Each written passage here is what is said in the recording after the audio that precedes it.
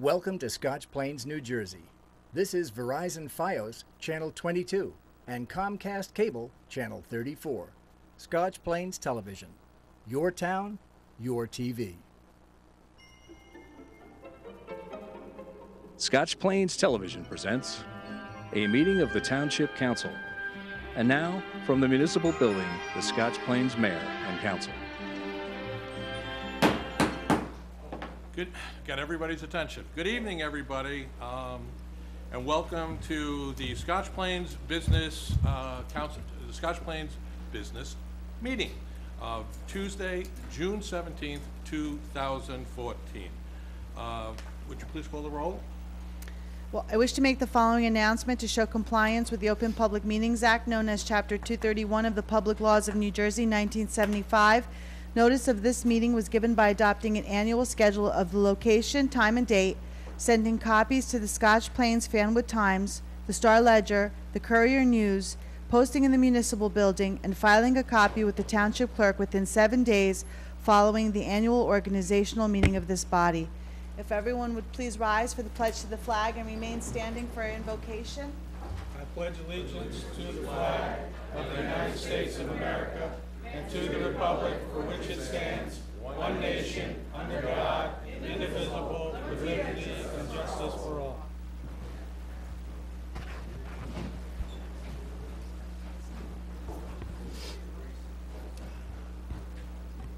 Bless us as we gather here today for this meeting, our families and the residents of our town.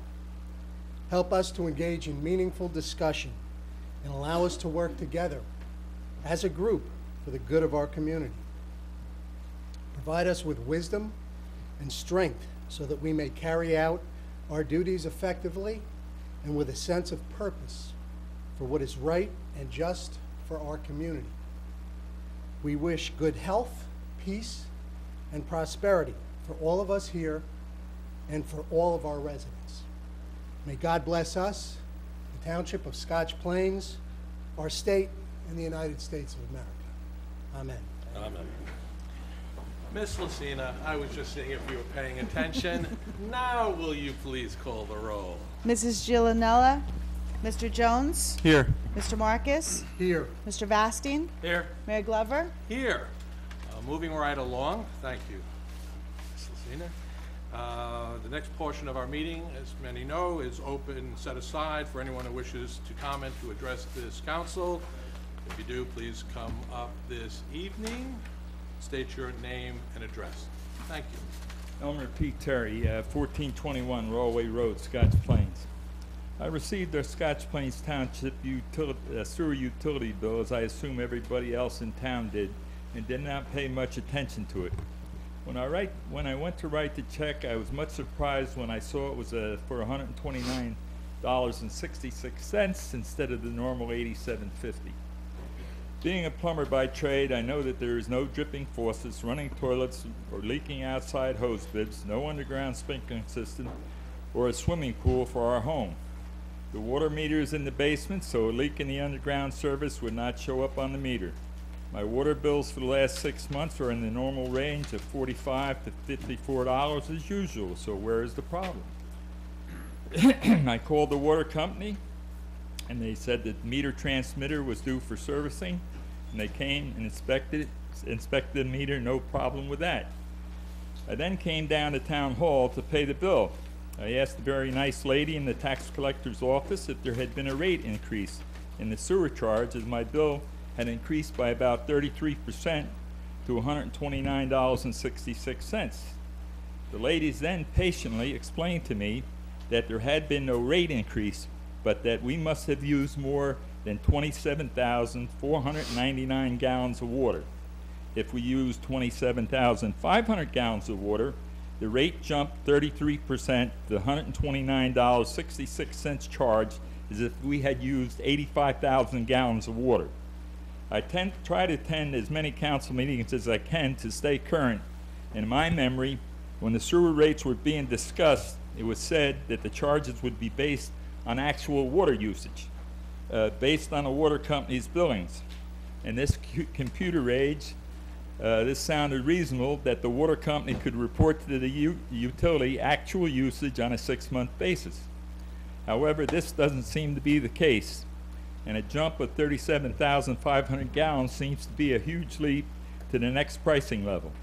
Who knows when we will use that much water, and in the interim we are paying for a lot of sewer capacity that we are not using.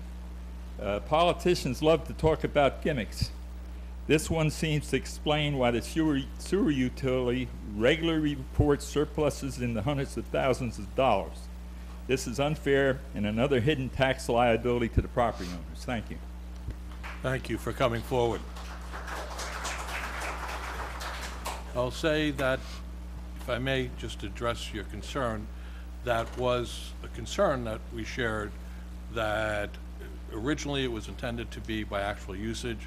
Apparently that wasn't feasible or possible, so they came up with these thresholds and these buckets. Mr. Johns, maybe we have to look at that again. I mean, clearly, that's a significant jump, and we'll move on from there and try to get some kind of resolution. I don't promise you anything. Like yourself, we all were led to believe that this would be on actual usage. Apparently it was not done that way. It clearly wasn't done that way. Sir? Yes. Ted Ziolkowski, 1780 82nd Street. Previously, I understand in the papers and council meeting that the fellow that's in charge of the Department of Public Works, he wants a new truck. I can't understand why. $45,000, we have to buy this man a new car or truck? I can't understand that. It has been a request. It's part of the capital ordinance which will be voted on later, sir. Well, I'm just expressing my opinion. The town manager, retired town manager, says to me at one time, he said, you know what, Teddy? He said, certain members of this town council do not respect the office of the mayor in this town. I can't understand why. Several members of the council keep on harping on the mayor, which I don't think is right. That's all I have to say. Thank you, sir, for coming out this evening. Sir? Good evening. My name is Leonard Newringer. I live at 2 Jason Court, and I just wanted to address the ordinance under consideration for the speed limit change on Raritan Road. Mayor, there will be an opportunity for that to be a public hearing on this. Yes, I think that's fair. I hope you can stick around just a little bit. I mean, we are going to have a public hearing, as Councilor just mentioned, and wasn't sure of the scheduling. You'll get the absolute background on it. The manager will explain, as you're probably well aware. It might be more use of your time today. Not a problem. Thank you. Thank you, Councilor. Frank Festa, Ramapo Way. On May 21st, I sent the mayor and council it was on May 7th, I sent the mayor and council a letter and asked for some information regarding the senior citizen housing. And I was told that I could not receive that information from the municipality, that I had to go directly to the Senior Citizen Housing Corporation. I was told by the Senior Citizen Housing Corporation that they don't have to answer my questions because they are a private corporation. I would like to remind the council that Mrs. Heinemeyer brought up a portion of the state constitution that says the municipality can't give money to private individuals or corporations. Yes, sir. I recall her making that statement just the last meeting. This council gave that corporation in excess of $1 million, and we don't keep it on our books.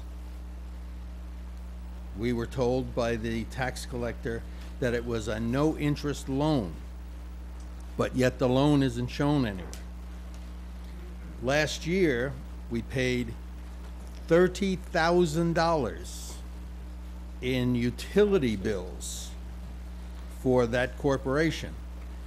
And you didn't give the money to them, you took it from the utility account. So you can't find it. It's just washed away. Now that's two portions of our tax money that has just disappeared. Is that a private corporation, Mr. Mayor? And why did we give them money? Well, as you know, Mr. Fester, there's a great deal of history that's associated with the building on Lake Avenue. And you've made reasonable requests, and I'm hoping we can get to the bottom. But in fairness to this council, not ducking your question, I promise you that it was made, I think, in 1998 or 1999, the Mayor, original. just understand that that was a significant portion, that project, of the township's, meeting the township's affordable housing Understood. obligation. Yes. So it was a public-private arrangement that actually enhanced the township's and advanced the township's affordable housing program, met a significant portion of its round two COA obligation. So there's some truth. Yes, it is a private corporation. Yes, it is. It was set up to run the management of that building. The building was purchased with public money, and it was essentially a donation to satisfy the township's affordable housing obligation. So it may not appear on books, but I know the history of it, and it was done as part of a significant portion of the township's affordable housing obligation. That advances a public purpose. And clearly, you recall, Mr. Fester, we were between a rock and a hard place. We had to do something. And I think the building of that construction, as so described by the counselor, certainly satisfied our COA responsibility, but I think it created something that we all can be very proud of, And I understand, because you come up here often. I wish I could give you a definitive answer. I mean, we'll keep pursuing it. Maybe we can do it at a conference meeting with yourself. But, I know there's been that question always asked, why do we fund this from time to time? Because as you recall, on the original document that was signed at the time, the township was responsible for any shortfalls in their operating expenses, which, thank goodness, has not been the case of late. But the only way they could secure financing and to get the monies to build that was if they had the municipality serve as, can I say, their second or their co-signee, and we have facilitated that by taking on that responsibility. And naturally, Mr. Mayor, I don't have to remind you, we are going to own that in a little over 8 years. Yeah, absolutely right, sir. And what are we going to do then?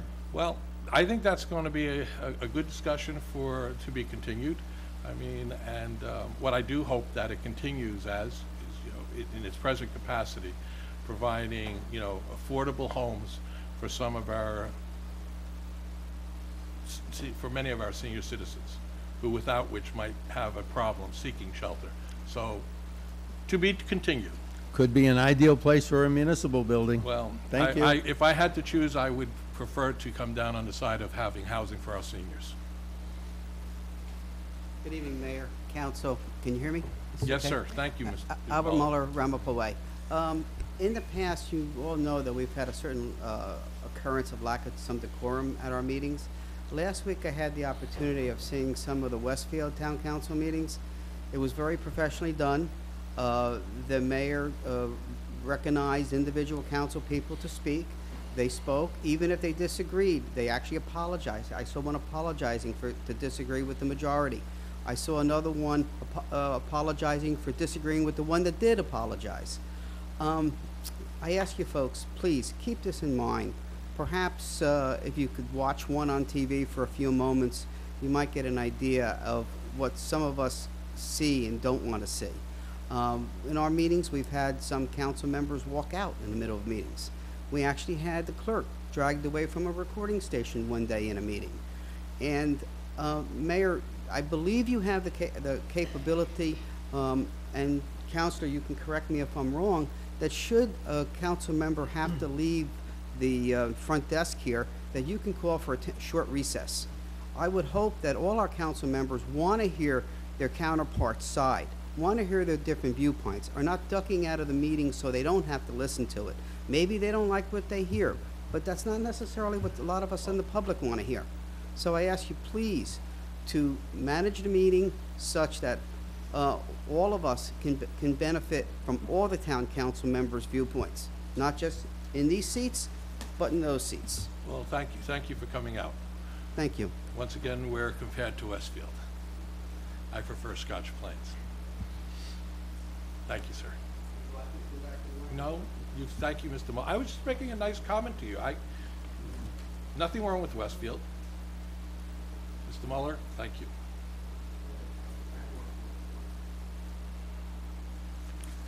Good evening, Carolyn Perkins, 861 Westfield Road, Scotch Plains. I want to compliment you on your celebration for Memorial Day, Thank you. both at the train station and here in town. It was nice. It's nice to see the flags, and we're going to move on. The Shady Rest. In the Scotch Plains Times, it tells us that we have earned for the rental of the golf house, the mini golf, and people who play there, up to April, $39,121, which is $776 increase from last year. So far this year, we've brought in $99,000 plus. However, the lights remain out at the Shady Rest. There's at least 7. There is still no railing for seniors or people. You do rent out that place, and I say you are opening yourself up for a liability issue. You don't have the lighting, you don't have the railing, and the flag still remains in the dark. That is not American. Now, we talked about recycling. There is no recycling container at the Shady Rest, okay? I was there last Thursday. We are being a little lax on certain things. To some things, for some of you, it may not be important, but for the future of our young children here, it's going to make a big difference. We do need to recycle. We need to do a lot more. This is America. It is the land of the free, the home of the brave, but you've got to start following through on the things. We do have the money. It's not like we don't. And I have heard nothing about the reports that were done by the architect or whatever, which was started last September. We're now in June. I don't know what he has planned, but I understand some people don't want us to know what's planned. There are 4 options, of which none of them are to tear down Shady Rest, but then let us have some options and let us work together on moving forward. Thank you. Thank you, Ms. Perkins.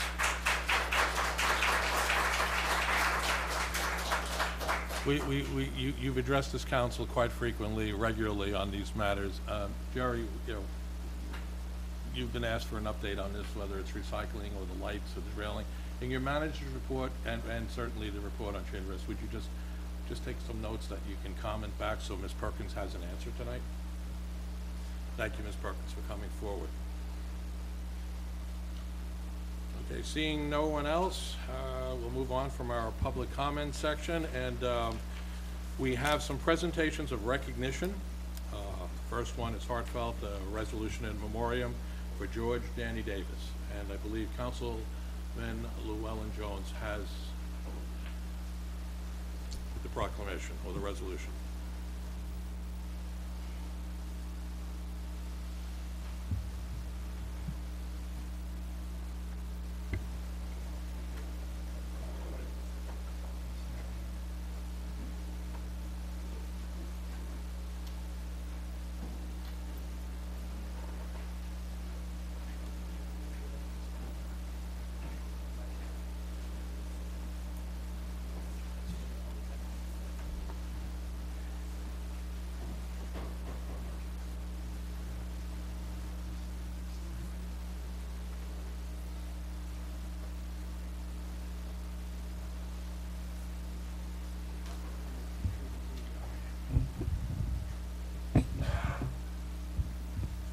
Good evening. It was about 2 or 3 months ago on this council meeting that we observed a moment of silence for the passing of a longtime Scotch Plains resident, George Danny Davis, whom many in the audience here tonight knew well. And it's appropriate that we take time now as a council to remember his life, to honor his life, as he dedicated many, many years of volunteer service towards not just the Jerseyland community, but the entire township of Scotch Plains. I have with me here tonight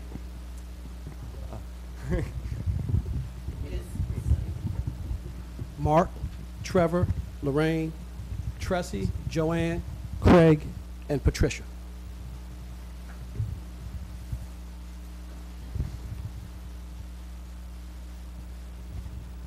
It's my honor to present the following proclamation to the family. Resolution. Whereas George Dan Davis was instrumental in the success of Jerseyland Park Community Center in Scotch Plains, and whereas, in continuing the legacy of his father, he took part in the rehabilitation of Jerseyland Park Community Center, and whereas George Dan Davis went on to become president of the Jerseyland Park Community Center for over 30 years, and whereas George Dan's family, his children Mark Davis and Zena, Derek Gonzalez and Jolie, Trevor Carter, Craig Davis and Allison, and Tressie Peterson and Timothy, his life partner Lucretia Patricia Gonzalez, brothers Joseph and Gerald, sisters Lorraine and Joanne Davis Wayne, 16 grandchildren and 4 great-grandchildren, and a host of family and friends who lovingly remember him. And whereas, remembering his passion for life and others, we honor George Dan Davis for all his hard work and his enjoyment and commitment in improving the lives of so many of our residents so that they can enjoy the outdoors. And whereas George Dan Davis was an avid biker who loved to ride, but whose road has taken him away from us for now, may his spirit live on in Jerseyland and Scotch Plains and inspire future generations of community leaders. Now, therefore, be it resolved that the Mayor and Council of the Township of Scotch Plains extend their condolences to George Dan Davis' family, and on behalf of the citizens of Scotch Plains, publicly express our thanks and gratitude for the care and dedication George shared with his fellow men.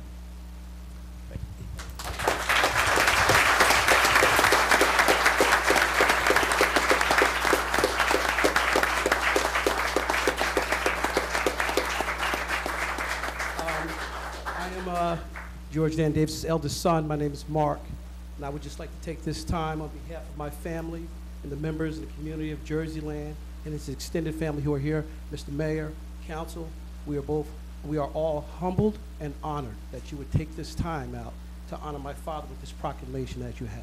So I would just like to say thank you.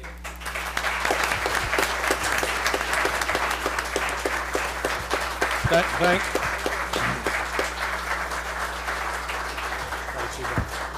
And let me extend my heartfelt gratitude for lending us your dad for all those years and for all the good he did for our township. 70 years, certainly a lifetime, but gone much too soon. So God bless you and your family.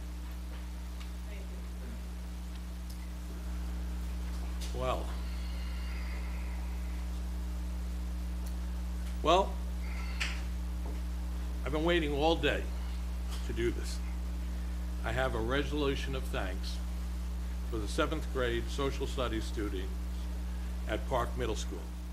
Some of the most terrific kids that I've had the opportunity to meet with and to work with in our community. I brought it to the attention of the community a couple of weeks ago, where one day, there we were in gloves and dirt with flowers abound, you know, led by some marvelous teachers and aides, and looking to beautify our downtown.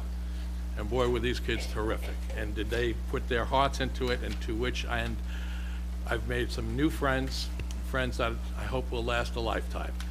And with that said, we have a resolution for those young folks, all right? And allow me to read it to you. Whereas service learning is an approach to learning that merges academic content with service to the community. And whereas the concept in learning allows students to apply their knowledge to the outside world. And whereas Ms. Jennifer Ryan, Ms. Marla Russo, and Mrs. Suze Puchetta, teachers at Park Middle School, and their students ended their year-long service learning with a special project focusing on the environment, service to others, and to providing for the general well-being of their community. And whereas the 7th grade service learning students from Park Middle School undertook the project of beautifying the sidewalks of Park Avenue by planting flowers in the planters on Park Avenue. And whereas we applaud these young individuals, my new friends, Jonathan Blank, Zachary Brown, William Burns, Zachary Evangelistic, I hope I get that right, Jordan James Myers, Angelica Mencia, Jacob Schulman, Douglas Slack, and Marco Tupens, and hereby recognize them for their hard work and dedication to serving others. Now therefore, be it resolved that the mayor and my fellow council members of the Township of Scotch Plains extend their congratulations and best wishes to these individuals and thank them for their service to our community. Never too young to pitch in.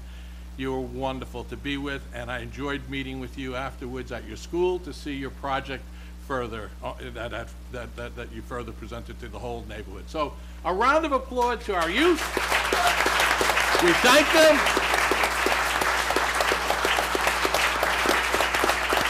And I'm going to ask the teachers to come up. I'm going to ask you all to come up. Group hug time, guys. We talked about that, right? 23,500 people are in your debt, so thank you for coming up. Let me present this resolution. Please, Mahler and everyone, teachers, come forward, and let me give you all this.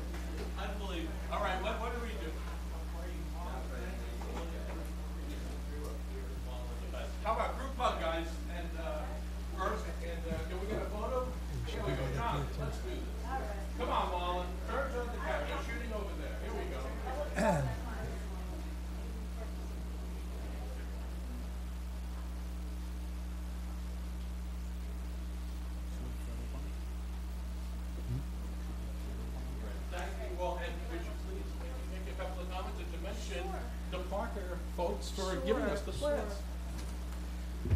Hi, my name is Jennifer Ryan, and I teach 7th grade social studies at Park Middle School.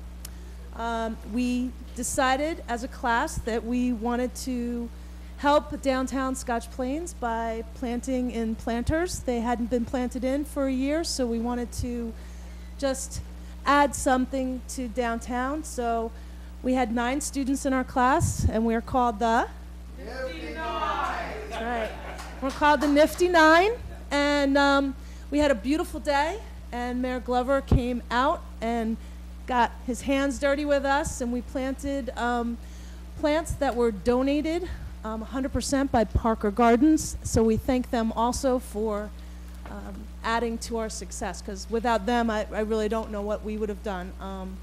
They were very kind and very generous, and hopefully when you go outside on the other side of Park Avenue and down Bartle, right, you'll see all the planters, and I think they look great, especially with the rain and the sun. It really came out very nice. So we're very proud of our students, and it's something I think that we all felt really good about experiencing. We'd also like to thank Marco over at the Highlander.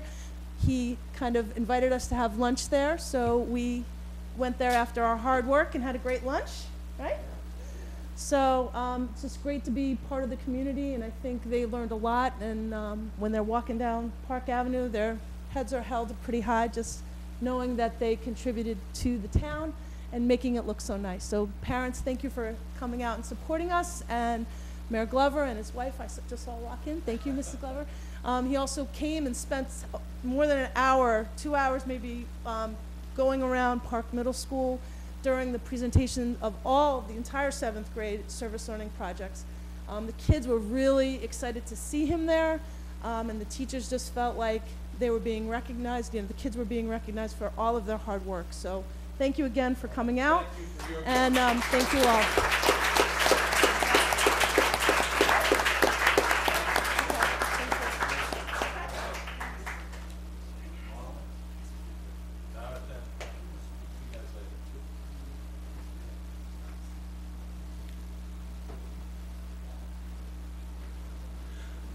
Told you I was waiting all day to do that, you know? We have some pretty tough days up here. I know Mr. Mueller wants to see us, you know, do some things differently.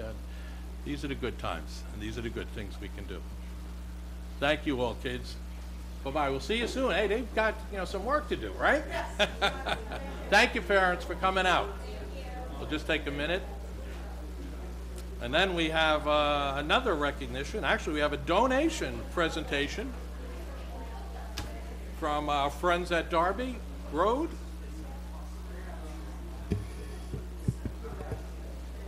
Nice kid,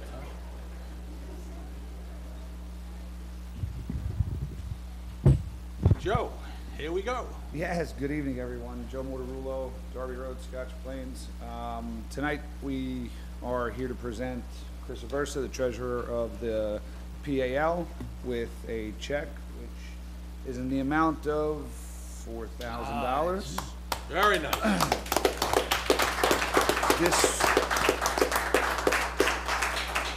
This was part of the fundraising effort that we put forth through our St. Patty's Day Festival. We also had a couple of other charities that were beneficiaries, and we just wanted to take this opportunity to get it over to him.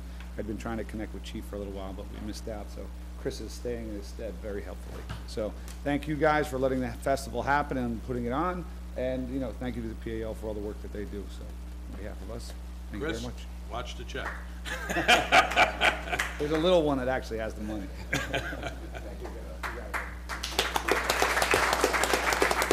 On behalf of the Scotch Plains PAL and Cops for Kids, the PAL and Scotch Plains funds football, cheerleading, softball, basketball programs for the youth of our community.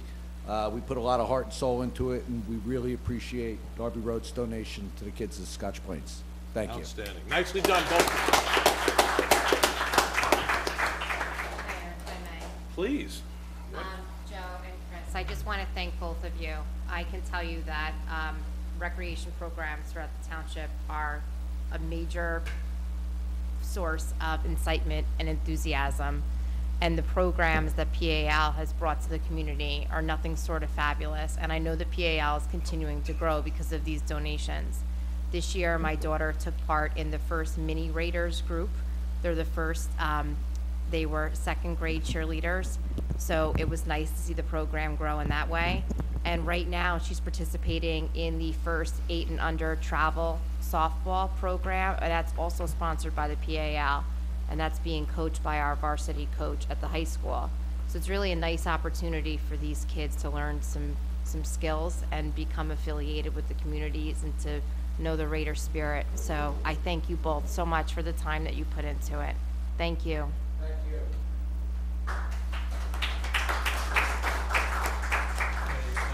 You good, Chris? You good, Joe?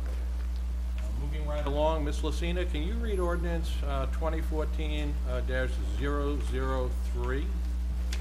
An ordinance supplementing and amending the revised general ordinances of the Township of Scotch Plains, Chapter 7, entitled Traffic, with regard to speed limits on Jerusalem Road. I move that the public hearing on this ordinance be opened. Okay, next, all in favor, excuse me, Counselor. All in favor, aye? Aye. Okay, would anyone like to address the council with regards to this ordinance? Okay. I thought is this yours or the next one? Okay. Okay, well, hearing no one, council? I move to close the public hearing. All in favor? Second. Second? Aye. Aye. I move that the public hearing be closed. I thought we did that already, okay? I thought I was supposed to do that. Yeah, well, we were being prompted by our counselor to get going.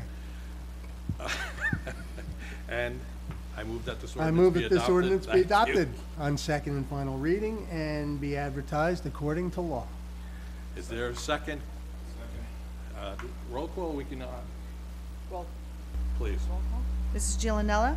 Aye. Mr. Jones? Aye. Mr. Marcus? Aye. Mr. Vastine? Aye. Mayor Glover? Aye. All right, thank you. Moving right along. Ms. Lucina, would you please read ordinance 2014-004? An ordinance supplementing and amending the revised general ordinances of the Township of Scotch Plains, Chapter 7, entitled Traffic, with regard to speed limits on Raritan Road. I move that the public hearing on this ordinance be opened. Is there a second? Second. Okay, may I make a motion to open the public hearing on ordinance 2014-004? Please. Thank you and good evening again. My name is Leonard Newringer, 2 Jason Court here in Scotch Plains. That Jason Court is connected to Raritan Road, and the area from the old Terry Lou Zoo to the Edison line is one that I'm very familiar with. I've lived Jason Court for 32 years and traveled that road every day. As I read that the change in the neighborhood was the reason they wanted to lower the speed limit from presently 40 from what I see posted and what I read to 35. I do not, or I'm not aware of any changes in the neighborhood. There's been no additional homes of any notoriety. There have been some tear downs and rebuilds. There's no additional cul-de-sacs added. There's no additional pedestrian traffic. There's virtually no sidewalks in the area. The speed limit that I have noted and used seems perfectly adequate. There's no increase that I'm aware of, any accidents or problems. And I question the need to lower it. It's not a speed area. I travel it, as I said, and I don't notice any problems with that, especially since they've disrupted the road with the sewer work. You can't do more than about 25 miles an hour as it is between, I think it's Karen Court and Raway Road. So I really wonder what the reason is for lowering the speed limit. Granted, it's not a lot, but don't need to diminish the travel speed as it is. It's been safe. It's not anything that I'm aware of that would warrant or require a reduction in the speed limit. It's been safe. I can't remember the last time there was any accident or any traffic problems in that zone. So I ask you to carefully consider it. I would be interested if there is some comments as to why it should be lowered. I would be interested to hear them and maybe have a response if appropriate. Thank you for your time and courtesy. I appreciate you listening.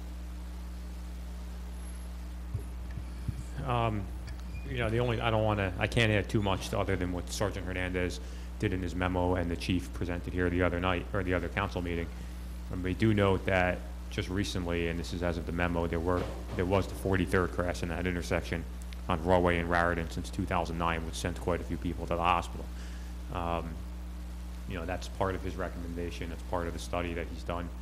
You know, and the memo, I believe did I forward you that memo, sir? I don't remember if it was you. Maybe, okay, it was, okay, another gentleman requested the memo I sent. How many accidents? 43 since 2009. 2009 at the corner of Raway and Raritan? Yes, sir. Which I believe is another issue. I think that intersection would be better served with a traffic signal or a red and orange blinking light than just lowering the speed limit.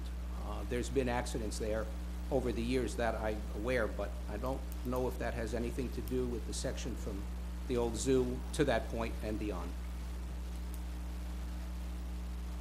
Further comment? I have really nothing more to add there. Well, I think the gentleman brings up a good point. Living in that area, I mean, certainly Raway and Raritan, I've seen some heads nodding in agreement, has been pretty treacherous. And, you know, based upon 2009 to today, 43 accidents, serious of late, as you mentioned. Maybe it warrants for us to talk to the county or whoever would be to address, you know, the safety concern there. It is pretty treacherous. I know our councilor, Jeff Lair, is well familiar with it as well. So can you please take that under advisement, and maybe we can follow up on this at a future date. But that said, I don't see anyone else coming forward, so would you you. Does anyone else have a comment for the gentleman? I would agree with you, Mayor. I live in the area too, as you know, and I agree with you, Mr. Nuringer, that I would like to see a traffic light there. I think it's necessary, and I think that what we're doing here is at least the first step to try to make it safer, and if we can move to that second step, I think we'd be even better off. So I do agree with you, and I would hope that we could pursue that in the future. With that said, any other comments? May I please, Mayor? Please. I live in the area as well. And I've heard a lot about why we shouldn't do it. But I have yet to hear why we should keep it the way it is. What's the overwhelming reason when a trained traffic officer gives a recommendation to do this? What would be the overwhelming reason not to? For the sake and speed of commuting, for the sake of, and I'm not trying to be flippant, I'm trying to look at both sides of the issue, because we rely on our professionals, so I'm asking you, what would be the reason actively to keep it the same speed limit? I would like to know the reasons behind Sergeant Hernandez's basis. I didn't read anything other than the change of the neighborhood and the demographics, but there's no extra population, and just to change it for the sake of changing it doesn't make sense to me. There's no extra school children, bus stops, housing, other issues. So, I mean, I want it to be safe, and I don't want to speed, and I don't like, and in all the years we've lived there, I've heard sometimes traffic and other issues, but I don't really ever see any real speeding, because just the nature of the road, the turns, just doesn't seem to warrant a change for the sake of change. What is the problem we're trying to address? Just the accidents on that corner? Then I'm not sure that this is a first step to do that. I don't know if it'll really make a difference. And I do like to see traffic move. Everything is being slowed down as we drive. Why do we have to keep making it slower if there's no real reason for safety? And that's what I haven't heard. What's the safety issue? What other than the traffic? A corner, and that's, I don't believe, really going to change if we lower the speed limit. Well, sir, if you wouldn't mind, maybe write down your email address. I can provide you the memo that Sergeant Hernandez provided to the governing body and myself. So really, that would do the best justice to have you be able to read it, in its entirety, in full. All right, but it may be after the fact. Just to give you the reasons and the understanding. If I may, there was a scientific approach, the methodology that's used, where he monitors traffic and he looks at the average speed that people actually drive. Okay, so and then it's at the 85th percentile of that. So if the average driver, without changing the speed limit, drives 35 miles an hour, then typically people extend beyond the speed limit by 5 miles an hour. So you would say then that 30 miles an hour would be the set speed limit.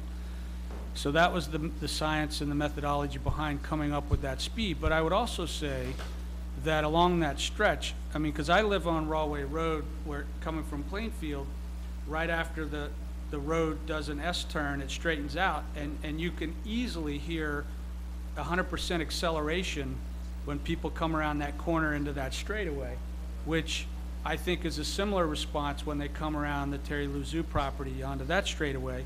You add into it now a lot of traffic at the county golf course since they closed down the other county golf course. I'm not saying that one issue is the issue, but you start adding all these factors in, and I think you end up with a reason to do the study. And like I said, I wasn't trying to be confrontational at all. I was trying to say we have a professional telling us why we should. You're here opposed to it, and I was honestly wanting to know from your perspective why we shouldn't.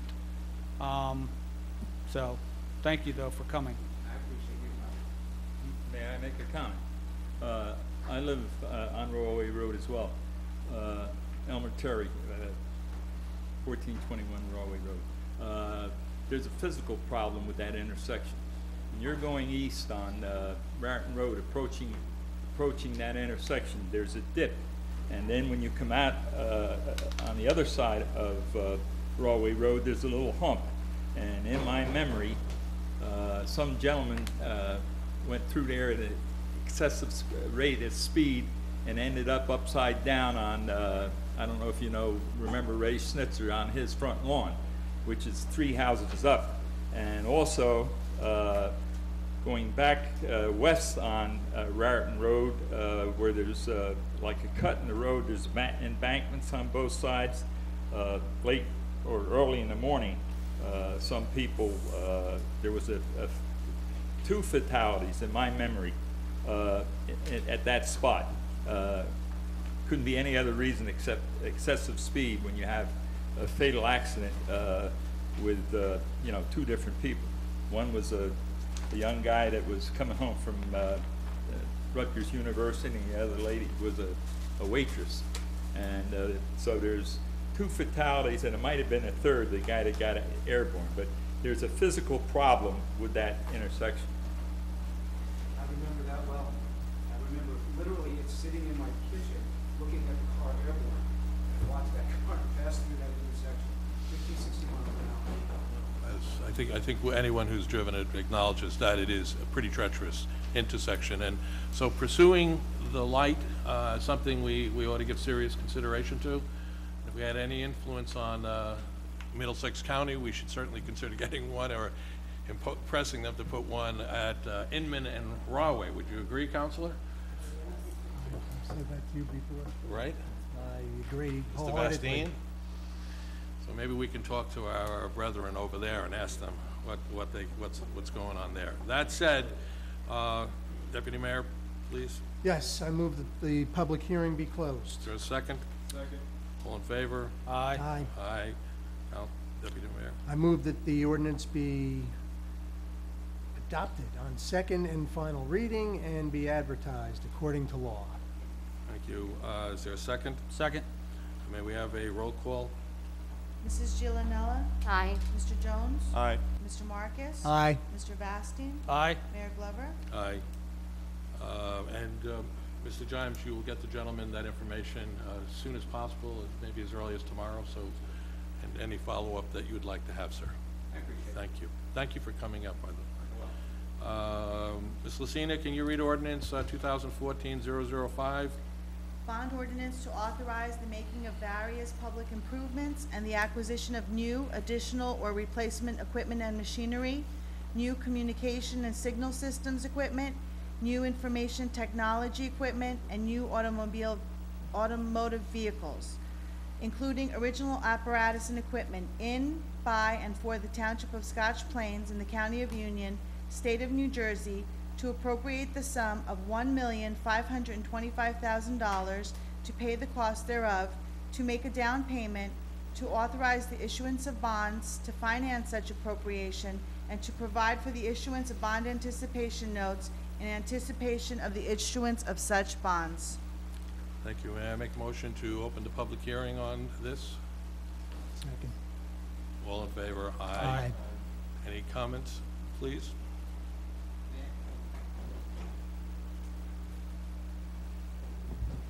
Albert Muller, still of Ramapo Way. Do I remember this correctly, that this ordinance was introduced about a month, 6 weeks ago? Is that correct?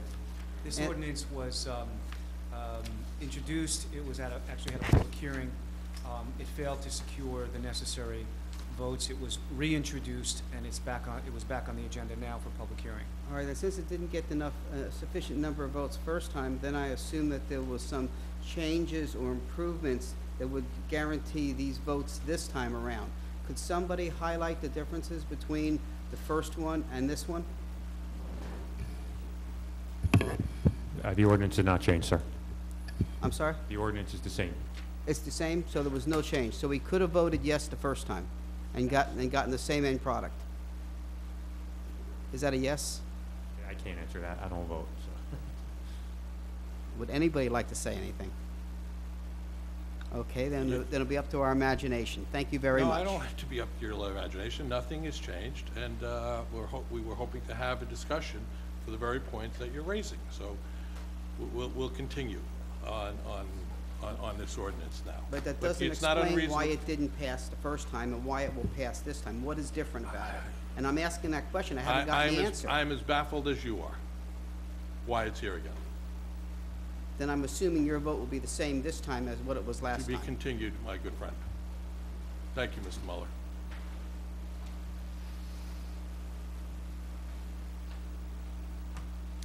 Carolyn Perkins, Westfield Road in Scotch Plains. I think, I'm not sure, but I think one of the things in here is to purchase a vehicle for our DPW person for $45,000. Is that correct? That number is not accurate. It's $28,000. Okay, thank you. I know that we've talked about a number of things to cut back and be in control, and I hate to use the statement, the buck stops here, but there's a lot of issues that we're not covering, and as I mentioned, the shady rest and the safety thing. I don't have all these items that you're talking about and you're going to spend money on, but I know I drive a 1995 Nissan. It just went to Ohio and back. Sometimes we have to be a little careful on how we spend our dollars. That's all I'll say. Thank you. Thank you, Ms. Perkins. Seeing no one else coming forward, we'll close the public hearing. Oh, excuse me, a little slow on his feet today, Mr. Fester. Frank Fester, Roundabout Way. Are we going to be witnessing an exercise in futility? Very possibly. Look forward to the discussion going forward. Thank you, Mr. Mayor. Thank you, sir. Seeing no one else coming forward, I think no one else is coming forward. We'll close the public hearing. Before we move on. I move that the public hearing be closed. Second. Is there a second? All in favor? Aye. Council, Deputy Mayor? Well, I'm going to defer at this point. I mean, you know, I voted to approve this previously, and, you know, we know the history of it, and I think that it behooves folks that are opposed to this bond ordinance to state their opposition. I'm prepared to respond to that. Well, I'm recognizing you now. Are you Well, waiving your? No, I'm not waiving anything. I don't know why you're recognizing me. I mean, Well, like I I'm said. anyone who would like to speak. I'm going through, I've asked anyone if they have a comment. Just speed up the process. I voted no to this the first time. I've explained myself several times. My concerns remain the same. I would, to the manager's credit and to the credit of our township attorney, like to commend them for taking the time to meet with me last week. I've also requested of the manager, as you know, time to meet as the fire liaison with the officers, not with the rank and file of the fire department, understanding the time commitment that would be involved in that, but with the commanding officers of the fire department. And I did have an opportunity to speak with the chief today. We've been playing some phone tag, and that arrangement, that meeting is in the process of being arranged when one of the battalion chiefs returns from vacation. I mean, I would definitely like to renew my concern in spite of the manager's assurances that Shady Rest will be a separate capital ordinance. One of the comments that has been floated out on this dais is that I did nothing to support Shady Rest when I was the recreation liaison.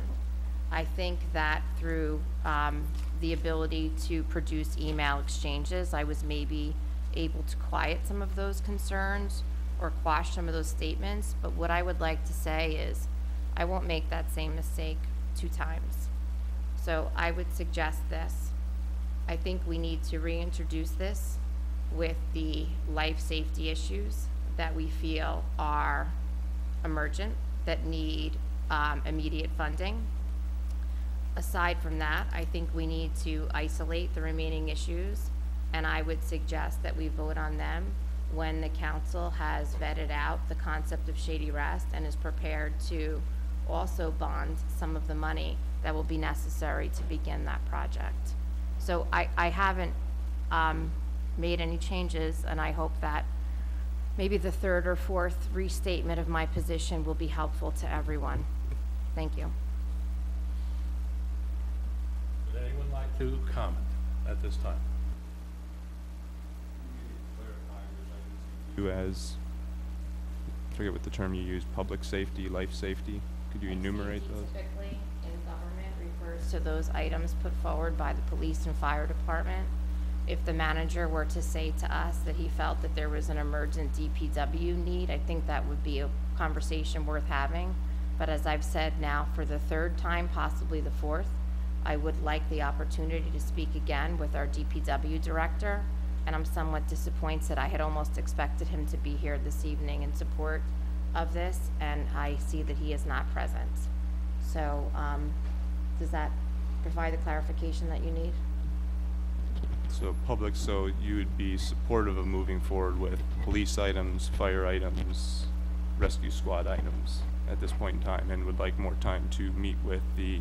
After we have spoken to the, after I have spoken as the fire liaison to the officers as requested now for an excess of a year. Does anyone else have a comment, please? I'm going to make a comment then, because I don't know whether you're going to comment or not, Mayor, but I'm going to express how I feel about this. You know, this is a very, very strange and bizarre way to conduct business, as far as I'm concerned, on the town council. We've got a procedure each year for how we bring forth this capital budget ordinance, and it's been the same every year. And we hold numerous meetings, and we held numerous meetings weeks, even months ago, to discuss all of the specific aspects of this capital budget ordinance. Every member of this town council had the opportunity to ask any question, to raise any concerns, to discuss any perceived problems or any issues that they may have had with any aspect of this capital ordinance budget. That's been the case every year, no exception this year. I believe that there were a couple of items that I would characterize as, well, they were removed from the capital budget ordinance after discussion. And I think some of them were actually removed just voluntarily by the town manager for various reasons. So in the end, we're left with you know, a little bit of a slimmed down version of what is the capital budget ordinance for us to consider. I was present at all those meetings. I asked whatever questions I had. My memory is that everyone else on the town council had the same opportunity to do so at that time. And I did not hear any concerns during those meetings from anybody on this town council, specifically the two members who voted against this capital budget ordinance when it was up for final approval. That's the mayor and councilwoman Gellinella. I did not hear any concerns that gave me an inkling that there was going to be an issue passing this capital budget ordinance. Procedurally, we then introduced the capital budget ordinance. I believe it was on April 17th of this year.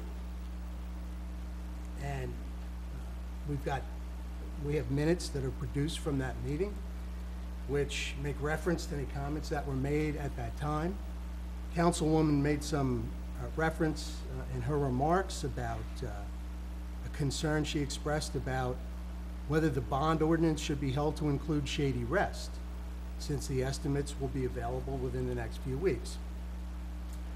The minutes reflect that the town manager recommended that the council go forward with the capital bond ordinance as is, and Shady Rest will then be introduced as its own separate bond ordinance. And I think that, speaking for myself, I anxiously await that bond ordinance. I'm anxious to get that done. And I think that that was, you know, that was the response given by the town manager in response to that question. The only other notation I see in the minutes is Councilmember Gellanella expressed her disappointment that the bond ordinance did not include the firehouses and/or Brookside Park.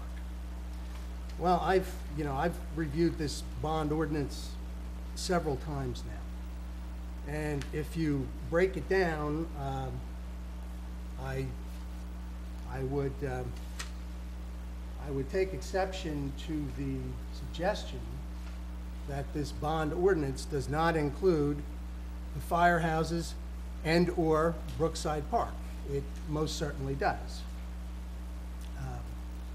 There are several aspects of this bond ordinance that reflect monies being appropriated to those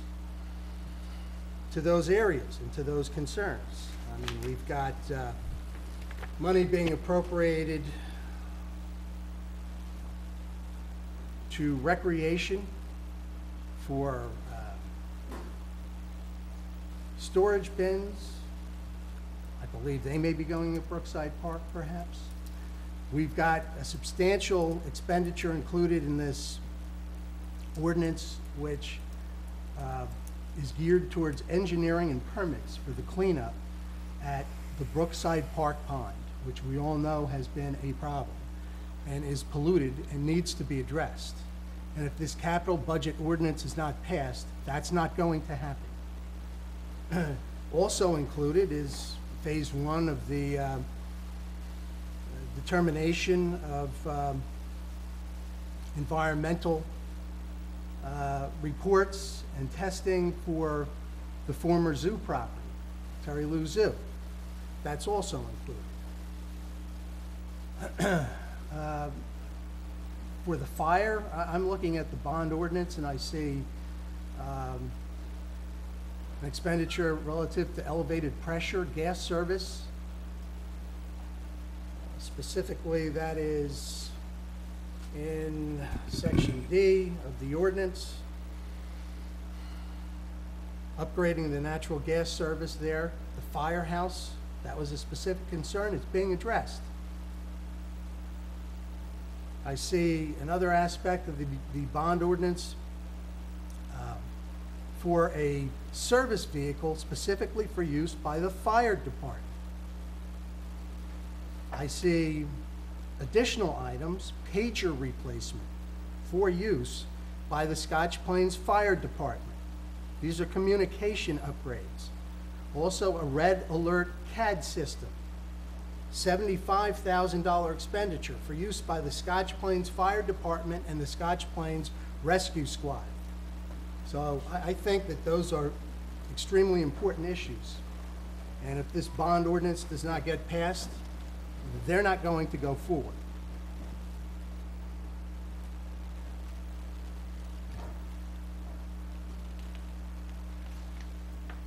In addition,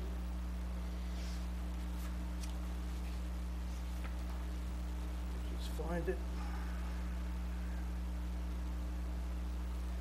Bond ordinance states in subsection I, acquisition of new, additional, or replacement equipment and machinery for the use of the Department of Parks and Recreation, consisting of a small loader, and undertaking of various park and recreation improvements, including but not limited to replacement of fencing at Brookside Park. As I indicated, engineering and permitting phases for cleanup at Brookside Park Pond and improvements at Terry Lou Zoo property, consisting of site remediation, various improvements. Those concerns are addressed in this bond ordinance. So that's all there was, according to the record, at the time that this bond ordinance was introduced back in April. There were no other comments. Nobody else expressed any displeasure, concerns, problems whatsoever. I find it rather intriguing and interesting that we are so focused on a $28,000 vehicle for proposed use by the DPW director, and that individuals come up here and focus on that when we're talking about a $1,525,000 bond ordinance. That suggests something's a little strange to me. Those concerns were not expressed. I'm sorry, they were not. And lo and behold, what happened? At the time that this bond ordinance came up for second and final reading and for passage was that the mayor and the councilwoman voted against this bond ordinance. You know what? If you've got a problem with an aspect of something, then state your reasons for doing so. But if you don't state any reasons and you're simply voting against something for the sake of creating disagreement, I've got a problem with that. And I think the residents of this town have a problem with that. And as I said, when comments were being abound through the newspaper about how to explain what occurred at that meeting, to me, it's just, and forgive me, folks, because I really hate to comment, but it just seems to me that it's nothing more than personal or political gamesmanship. I don't know what other explanation there can be. Now, subsequent to the vote, there's all of a sudden, there's explanations, there's rationalization for actions previously taken without explanation. I've lived in this town for a long time. I've been a councilman for 4 years. I got involved on this council because I had, one of the reasons was I had an urge to see what goes on up here, to see how our government functions, how the elected body works. And you'd like to think that we're working well and that we're doing the right thing and we're acting in the best interest of the community. That's what we're supposed to do.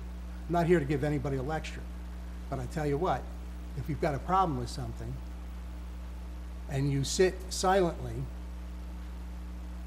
it's rather hard to believe that concerns are legitimate if they're never articulated. And that's what's happened here. So people can say whatever they want now for whatever reasons they want. That's up to them. And you know, what's done is done. But the problem I have is these actions have harm upon our town, and they have harm upon our residents. Okay, this isn't about a $28,000 vehicle for the DPW director. This is about serious matters that we need to address for our town that do affect life safety. Upgrades that have been asked for by our town personnel, our town manager, our department heads. And those items need to be addressed. So, having said that, I'm comfortable with this bond ordinance. I was comfortable with it before. If I wasn't, I would have raised issues about any concerns. It's up to those who have now stated their position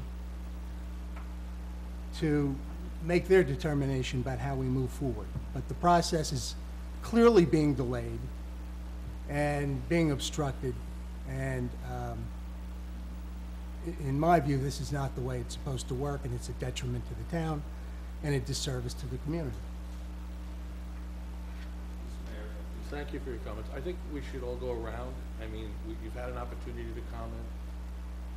Right, you know, Councilperson Jolinella has, the Deputy Mayor has, just Well, look. he certainly has council Yeah, members, I mean, but I'd just like to go around the table You want to first. get someone to I'd like to have Councilman Vestine. If Councilman Jones would like to speak, he may. I'll wait till after he's done. Along lines, I know the councilwoman suggested a desire to get some more information on some topics, and I guess my curiosity would she be amenable to us just tabling the ordinance at this point, and then we come back at our next conference meeting and discuss what further information has come forward, and possibly it's satisfactory at that point. I would be amenable to just about any option than reintroducing something that has been completely unedited. I find it to be mildly, you know what, I've had that conversation privately. I think that this particular option wasn't a great solution. So I'd say tabling it is an option. If the rest of the council would not like to table it, I am prepared to vote no this evening, as I did 4 weeks ago. Well, I'd like to make a motion then that we table this ordinance until a subsequent meeting. Second. We've got a motion, we've got a second. Discussion. Is what? If anyone wants to discuss the motion, they have a right. If not, then you move forward. I would like to discuss the motion then in that case. Folks, you've heard a lot of dialogue already. I'm waiting, expect Councilman Vestine will weigh in as well. We can do this on and on and on. But to the Deputy Mayor's point, he says, we're doing, by taking this position of voting against it or having put it off, let me just say that, you know what's a harm to our citizens? Debt is a harm to our citizens. This is $1.5 million of debt. Mr. Jimes, how much debt does the municipality have right now in anticipation notes and bonds? I don't have that information. Would you think it might be around $20 million? So the township's in debt, to the best of your knowledge, by 20 million, maybe more. So this is another $1.5 million of debt. And to your point, Mr. Jones, and certainly Councilwoman Gillenella, I have no reason in the world, the question was asked before, why this was put on for a first reading again. I almost think it was arrogant. I've been asking for 6 weeks to sit with the manager to go over my concerns, well in advance, okay, of us introducing the ordinance. Haven't had that meeting. I still look forward, Mr. Jimes, for you to call me, to sit down and have my concerns, and just allow me that opportunity. We're setting a bad precedent when we don't do that, and I would expect that you will do that. 2 weeks ago I asked, 4 weeks ago I asked, the end of this week it'll be 7 weeks. Please give me the call. I think you'll hear some substantive concerns that I have, which I would love to talk to you about. So introducing this with no change, I think has wasted everybody's time. So I would welcome the idea of tabling it, because,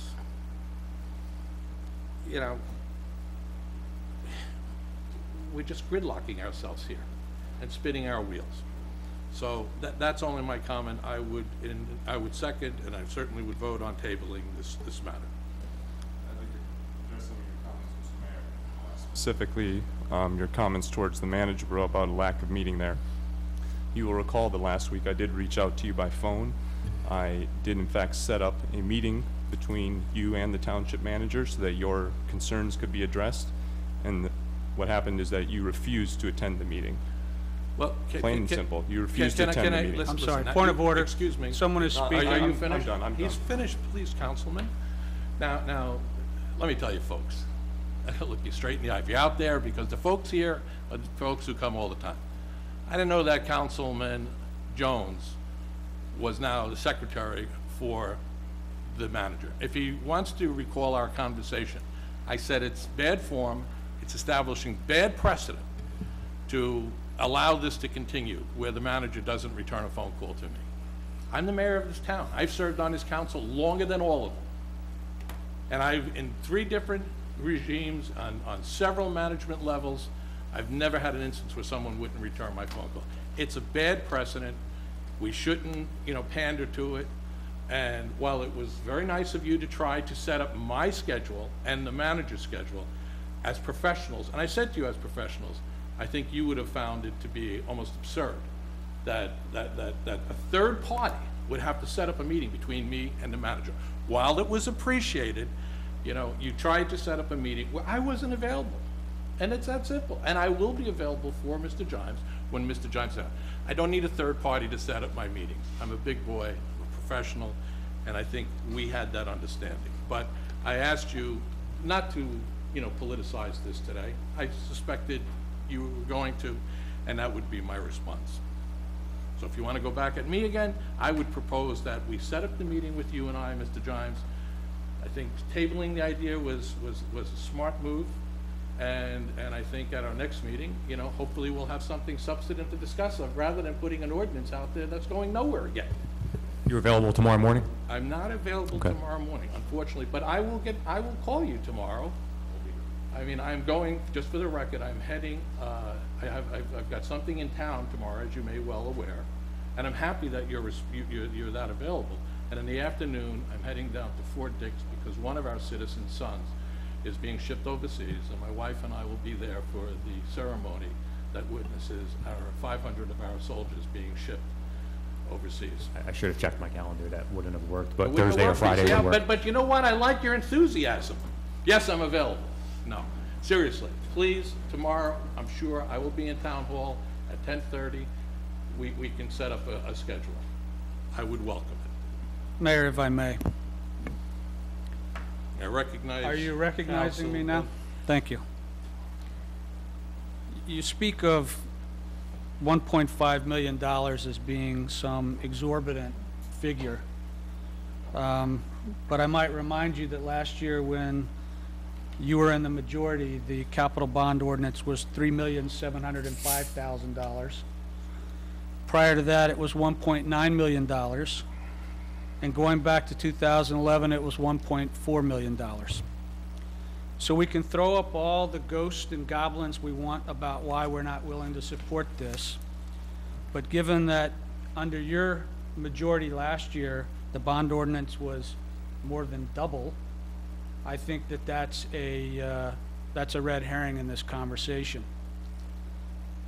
One of the challenges that we face with this particular bond ordinance and the process that we've gone through to get to this point, as Deputy Mayor Marcus pointed out, we've been involved in this now for 4 months.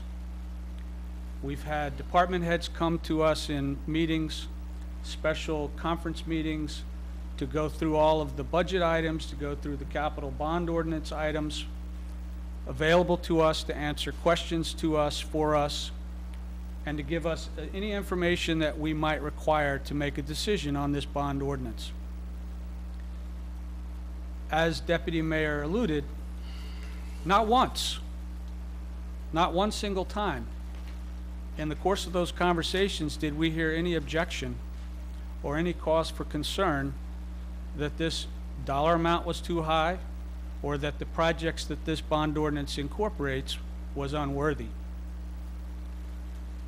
I think it's unfortunate because a lot of what's in this bond ordinance outside of public safety are items that are going to move Scotch Plains forward. You know, every year during the campaign, everybody talks about the Terry Lou Zoo property, and everybody talks about Brookside Park. I mean, Councilwoman Gianella has gone on and on and on about remediation at Brookside Park, and yet when it comes time to actually do something and get into a position of doing something, they vote against it. I mean, is that leadership that we want in our town, where you want to avoid progress for the sake of politics?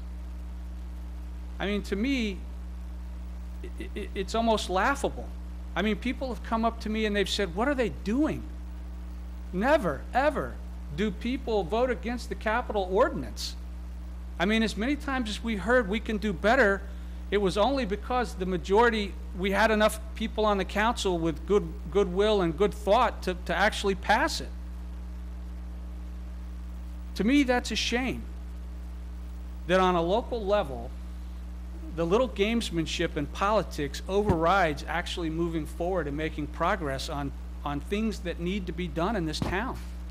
I mean, how many times did we hear after Hurricane Sandy the mayor speak about the Terry Lou Zoo property and what a mess it was, and we've got to get it cleaned up, and we've got to do something about it, and well, let's wring our hands and do whatever, but that isn't what gets things done. Rhetoric doesn't get things done, action does. And this bond ordinance incorporated things that will allow us to make action and move forward. I mean, if it's about a silly car because you want to punish the new head of DPW, I mean, who cares? We'll lease a car, you know, in the general operating budget. What's the big deal? That's not the issue here. The issue is that there are a lot of big things to move this town forward that you're sitting on, and when you've been given every opportunity in a public meeting with other members of the council present, you refuse to say what it is you have a problem with. I mean, at least if you tell us, hey, I don't like the fact that it's a Ford instead of a Chevy or a Dodge, then we can have a conversation about it. At least we can have some dialogue about the rationale between choosing this versus the other, or even if it's something else that's in the bond ordinance that you have a problem with, if you would articulate it to us, at least we could have a conversation that's rational to figure out, well, maybe they're right. But right now, we're sitting here not knowing a single thing about what you have a problem with, other than vagaries and the fact that you want to wrap everything up in under a big Christmas bow and put it under the tree when our professionals have said that that's not the appropriate way to go. I think you do this town a disservice. I think you do this council a disservice. And unfortunately, whether you know it or not, you're doing yourself a disservice in the way that you're handling this and the way you're handling the business of the voters here in Scotch Plains. But be assured that people are paying attention. They see the empty rhetoric. They see the lack of action. And ultimately, I'm sorry. Excuse me, I'm sorry. And ultimately, what they will see is that there are people up here that are responsible for that lack of progress. And, you know, it's up to them, but I'm assuming, based on what I know, they'll hold those people accountable. And it's unfortunate. Well, if I may respond to that, you know, and then I will recognize you. Red herring. Nice Wall Street word. You know, in the past years, I supported the bond ordinance, and they had bipartisan support because you get answers to things. Okay, as I said, I'm just going to fall back on the very simple bad behavior. I've asked for 6 weeks to go over some of these matters well in advance. We haven't done it. I asked the manager tonight, how much debt are we in? We guessed 20 million, might be more. It's $1.5 million. I don't disagree that we passed bond ordinances in the past that were higher, but we understood it and they had bipartisan support.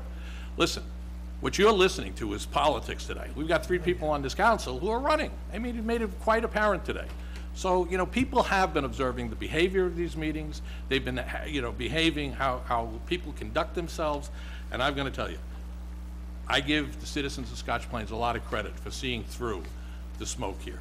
But the fact of the matter is, while it's not as much as it was in previous years, I have every right to understand it. Ms. Gellinella has every right to understand it. We're looking after the citizens' money, okay?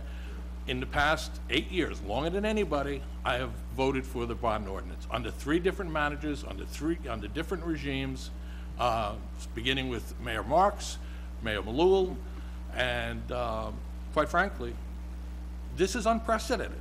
So we need to get beyond it. We need to cut the political rhetoric. There are things in here that are important, clearly. There are some things that I think we're just wasting money on.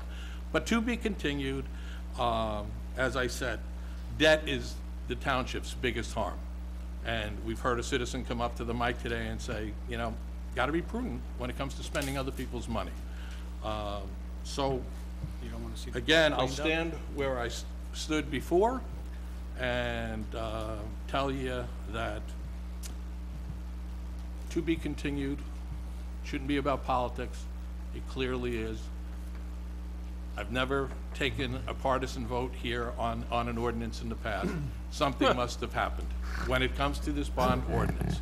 So, and I would appreciate a little decorum again from you, which I'm sure the people have just picked up on once again. Can I be recognized? Please, Deputy, please.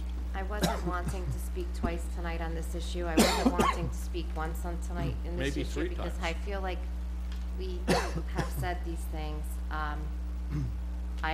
I will again read my email. I know that it is a violation of Open Public Meetings Act for me to send this to the full members of the council. So if you were unable to take notes on it at the last meeting, I can again read it to you so that maybe that you have a better grasp of some of my concerns. So this is an email to the manager dated May 26th in response to the bond ordinance not passing for the first time. And it says, I have multiple concerns. I'm sorry, could I ask for clarification? So you sent this email after you actually voted against the bond ordinance? Just from a timeline perspective? Yes, Okay. and it is No, that's- thank you. consistent, it is consistent. Mr. Vastine, Councilman Vastine, with concerns that were expressed throughout the process. The one thing I did write down that you said tonight that I think would be fabulous is where you talk about having conversation that is rational. You know, before I read the email, I'll say this. Earlier tonight, a member of the audience got up and said that we've had members of the council actually get up from the dais. I have gotten up from the dais. I have to tell you, on one particular occasion, I was so disturbed by some of the things that were said to me up here by people I have had significant respect for, that I was actually moved to the point of breaking down to tears and not wanting to do so on the television camera where my kids watch this from home. So I went to the bathroom. So yes, I left the dais and I went to the bathroom. Another time I left the dais for a bottle of water. And I don't remember dragging the clerk away from her station, but I remember asking the clerk where the bottles of water were being kept. We do not behave nicely to each other. We are not working well together. At the last business meeting, I asked that the venue be moved and that we consider a different setup to these meetings. You know, Sociology 101 is that when you have the ability to sit and make eye contact with people and have a conversation, the behavior changes and the productivity increases. This is not a productive setup. This is not conducive to doing good business for the people of Scotch Plains. I understand our business meetings, but we vetted out a lot of this at the last conference meeting, but the cameras weren't there. So we're rehashing it again. So I'll read the email one more time in the interest of a conversation that is rational. So I have multiple concerns, and I thought I was clear throughout the process. I'm very vocal on the idea of the truck for use by our DPW director. I have asked to have him come to a second meeting, and that did not happen. I have also asked a fire liaison for you and I to meet with Chief Ellis. Chief was not in here, it says Ellis, and that has yet to happen. Vandalism in the parks remains an unsatisfied concern as well, and I'm very troubled by what I'm hearing about the road projects. Based on my conversation with you, and this is addressed to the manager, it was my understanding that our DPW would not be allocating resources to these projects as has been done in the past. However, in conversation with residents who live near recent projects, it is very evident that our men prepped this work on at least 2 occasions which I am aware. I don't believe that we are securing all of the grants that are available to us, and I'm very concerned that Brookside and Terry Lou Zoo are proceeding with little direction and that we are going bonding. It should say going to bond based on guesstimates rather than a real sense of the dollars involved. I'm also totally unclear as to why we don't have access to the architect's proposal before being asked to vote on the ordinance. I am hoping this begins an open, honest dialogue. And I said, to the manager's credit, he took the time to meet with me. Mr. Lair took the time to be there as well. We had a very productive conversation about what I felt was my exclusion from the government of this township since January. You know those were concerns that I voiced at the last meeting. I did not go there to speak for the mayor or any other member of the council. It was a private conversation at a table so that it could be productive. Now, we are members of a governing body. We are not at liberty to have private conversations when we have a quorum. But we are at liberty to sit down and be productive and to sit and look and make contact with each other, eye contact, and to say things that are honest and productive. I've heard so many times tonight that concerns were not voiced, and yet Deputy Mayor Marcus spent almost 12 minutes this evening reading off things that I said right in the very beginning when the bond ordinance was being discussed. We always have the ability to vote no, and as concerns arise, it is our responsibility to do what is right for the people of Scotch Plains. I hope by tabling this tonight, we can look to split this bond ordinance, we can put the life safety issues ahead, and then we can look at the other issues to ensure that Shady Rest is properly funded. If everyone up on this dais is so enthusiastic about having improvements made to that building, I don't know why we're so concerned about continuing to table it. It's probably 5 to 6 weeks now that that architect's report has been in this building. I've yet to receive a copy of it. And I know the members of the public feel the same way. All I'm asking is if we all agree on something, let's just get it done. So thank you very much. I'd like to be recognized since we're going around again. Please. Thank you. I just want to refer to some comments that were made in the Scotch Plains Times. When the article was written to explain what happened when the capital budget vote was defeated. And you know, I'm troubled by the comments, and I think they're most unfortunate, and they need to be put into perspective. You know, when comments are made up here that because somebody votes opposite to the way the mayor votes, their vote is automatically considered political. You know, how do you respond to that comment? It's so utterly ridiculous that it's almost not worthy of a response. But that's what was said. That's just irresponsible. And in the same breath to say that a vote made by the mayor is never political, you know, makes it that much more unfortunate, to say the least. But these are, and I'm not here to bash anybody. You know, I have tried my best to get along with everybody on this town council. It's not an easy job, but that's the way it is, unfortunately. So I hope it changes, but it is what it is, folks. So since we're on the subject, I'm referring back to the article about the capital budget. And I am troubled by some of the comments that appeared in that article attributed to the mayor, specifically referencing what he said. The article says the mayor also complained about a, quote, troubling pattern of Mr. Jimes not returning his telephone calls, saying that he had left a message earlier this month for the manager so that he could discuss his concerns about some of the items included in the capital ordinance. The mayor claimed Mr. Jimes never called him back and that this was not the first time this had occurred. Well, I've never had that problem. I've never had that problem with Mr. Jimes. I've never had that problem with any previous town manager.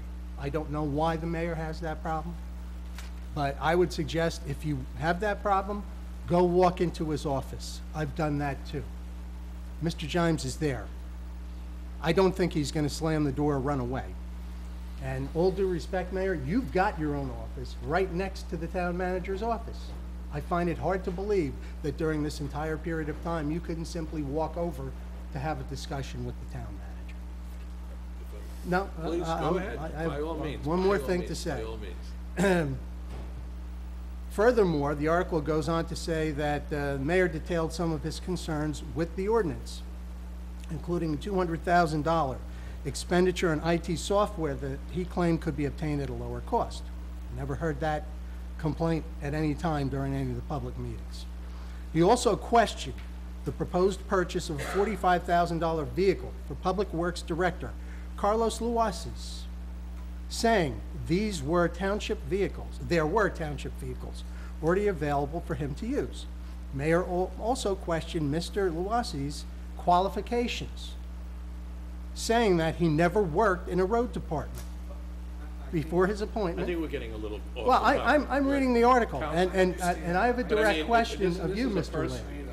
I have a direct question of you. Please. These are comments made, and I've heard them time and time again. I've seen them in the newspaper. I've heard comments made up here by council members about personnel. To me, that's inappropriate. I mean, agree what that is going on here? Personnel comments are entirely inappropriate for the council members, because that's why we have a manager. Can I just, I know that this discussion has gone on for about an hour. There is a motion on the floor, and I Mayor, agree completely. Let me just, as your parliamentarian, I'm going to step in, and based upon my 24 years' experience in municipal law, this discussion is going to go nowhere if it continues, but be argumentative, it'll get personal, it's not getting any better. So what I'm suggesting is that there's a motion on the floor to table this ordinance. I suggest, everyone has had an opportunity to speak, that we move this motion along and that the vote be taken on the motion to table. I absolutely would agree with you, because it's going to get personal and there's no reason for it. So there is a motion on the floor. It has been seconded. I don't believe we need a roll call for that. Yes, you do. We do? Then please. Mrs. Giovanella? Aye. Mr. Jones? Aye. Mr. Marcus? Aye. Mr. Vastine? Aye. Mayor Glover? Aye. Finally. Okay, moving right along, do we have a motion to approve the council minutes? Please. I'd like to move for approval the council minutes for the meetings of May 6, 2014 and May 20, 2014. Is there a second? Second. Can we call the roll, please? Ms. Latina? Mrs. Giovanella? Aye. Mr. Jones? Aye. Mr. Marcus? Aye. Mr. Vastine? Aye. Mayor Glover? Aye. Next item on our agenda is the manager's report. Mayor, if I may ask, may I be recognized for a question of the attorney? For our township attorney? on what matter? I mean, we're through the ordinances. Is it relative to the minutes? I didn't know if the township attorney was aware of the fact that I had 2.5 hours as the over-under on this. I'm sorry. What? So, is it related to the minutes? Please He's proceed. saying he made a bet on the length of the meeting. Funny. That was cute. Okay, we took a roll call. Next, the manager's report, please. I have a couple small items. This week, the DPW is having an e-waste program in partnership with Union County. It's free of charge to all residents. This is where we take computers, printers, televisions, toasters, etc., things like that. Anything with a plug or a battery, basically. Monday through Saturday from 7 to 3. Thursday is a late night from 7 to 7. The expiration date is Saturday, and this is a hard deadline and cannot be extended, so please keep that in mind. Thank you. Anything else? A couple things, yes. Bulky waste is underway. It's almost in the process of being complete. We had received some concerns about, the deadline. We've extended the deadline for several of the sections. There were times where we just couldn't based on the timing of when their requests came in. So that should be completed by next week. The Recreation Department is in the process of hiring temporary laborers for the summer. Anybody interested can reach out to the Recreation Department. Ponderosa Park is currently undergoing some maintenance and the water is off. The time frame had changed a little bit because of the weather, but I think they're back on schedule now. According to Chief Mahoney, I know we talked about the festival that was on the Hedge property last week, and there were some concerns about police presence in the parking and the traffic and how that was going to occur. I've received written assurance from the Chief of Police after a couple meetings with the representatives at Darby Road and the Business Association that there are days where they're hiring cops, and there are days where it's depending on the team that's played, that we've noticed that just in the first week, where there certainly is a police presence more as part of our routine patrol. Just driving by, you could see that the crowds on at least 3 of the nights were pretty extensive, so it does require a police patrol, and we've been actively monitoring that. A couple concerns that came up during public comments with respect to the Shady Rest building. The report is complete. The council will have an email probably tomorrow with a copy of the full document in what is called a Dropbox. It's a large document, but it's a standard Dropbox PDF. You'll be able to open it. We're in the process of printing it out. It's several hundred pages.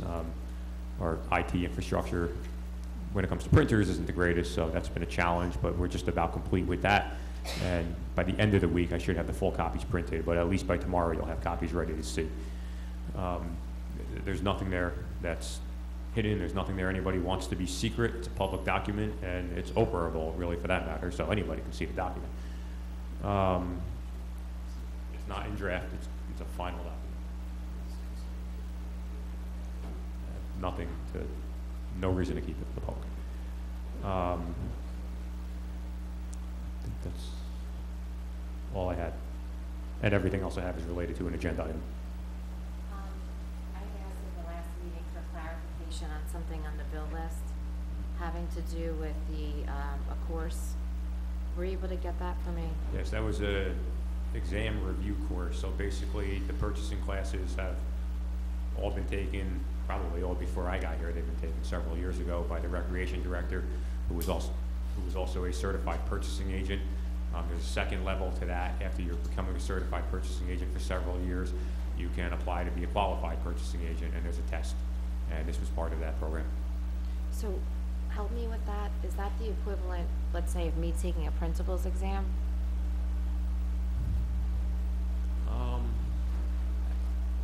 I don't know, honestly, because I'm not sure. I'm not familiar with what that is or how that works. You know, so it's an exam prep. So I guess if that's the same thing, maybe it is. I just don't know. Not to belabor the point, I'm just very unclear about why we're paying for that, especially out of that particular department. And I understand the first part predates you. But tonight we approved the minutes, you know, now we're talking about it, you know, and the manager's report, and you were so good and so kind as to get me the answer. I just, as a matter of policy, I do think the council really needs to take a hard and fast look at what we're paying for out of pocket as far as for professional growth, particularly in areas where people are not currently serving.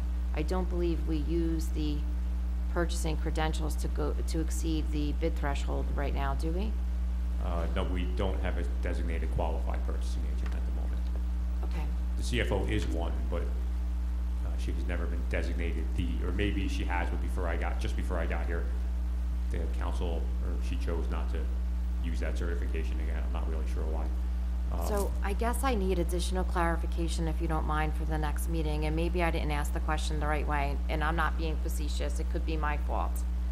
This review class, is this something that is a standard practice for people going through this license, or is this like an extra Kaplan review, let's say, for the GREs? No, it's not an external, you know, like a Kaplan or a Princeton review where they've taken the classes at Rutgers Center for Government Services and then go someplace else. This is actually part of the program. It's an optional class, yes, but it wouldn't be the equivalent of, I'm going to take, you know, the LSATs and then hire Kaplan. But it's an optional class in the program. And what does the township get out of it? How does the township benefit? Having a qualified purchasing agent. We don't have to, we could do this, you could just call me. Yeah, no, I know, that's fine. And I'm just saying it was, you know, I would like to have a qualified purchasing agent, you know, on staff. I rely on the director of recreation as a purchasing person daily. I mean, his knowledge in this area is extensive. He's been doing it. So, you know, a lot of towns our size actually have a separate purchasing agent. We don't. But we have a CFO who wears multiple hats. Yeah, I'm not sure. And has a QPA. I've dealt with this issue actually twice with 2 other towns. I'm not really comfortable.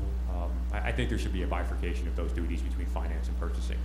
Actually, in both my other towns, one was done before me, but I did it in my other town, where I actually took the purchasing agent, because we had a full-time one, and removed them from the finance office and put them in the manager's office. So, you know, and that's not because I think anything, I just think it's good practice, personally. That's something that I've done. Not everybody in the position would probably agree with me.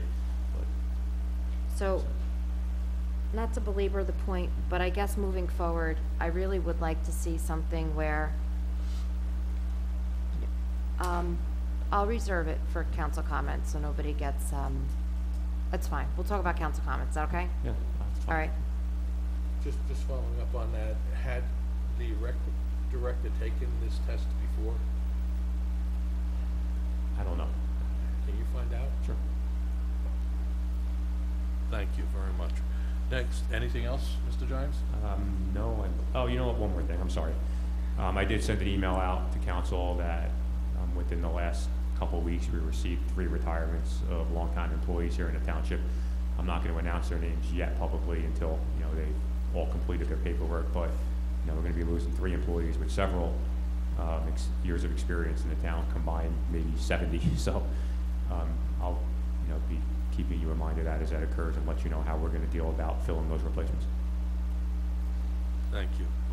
Next item on the agenda is reports of special committees. Does anyone have anything? Mayor, I have some things. Please. As you know, I'm the liaison to the Board of Education and to the PTA. I also have the pleasure of being a Brunner School parent. I am not an official liaison in any capacity to Brunner School. But as a council member, I was approached by a number of residents who had questions about a potential change in the Brunner School drop-off pattern.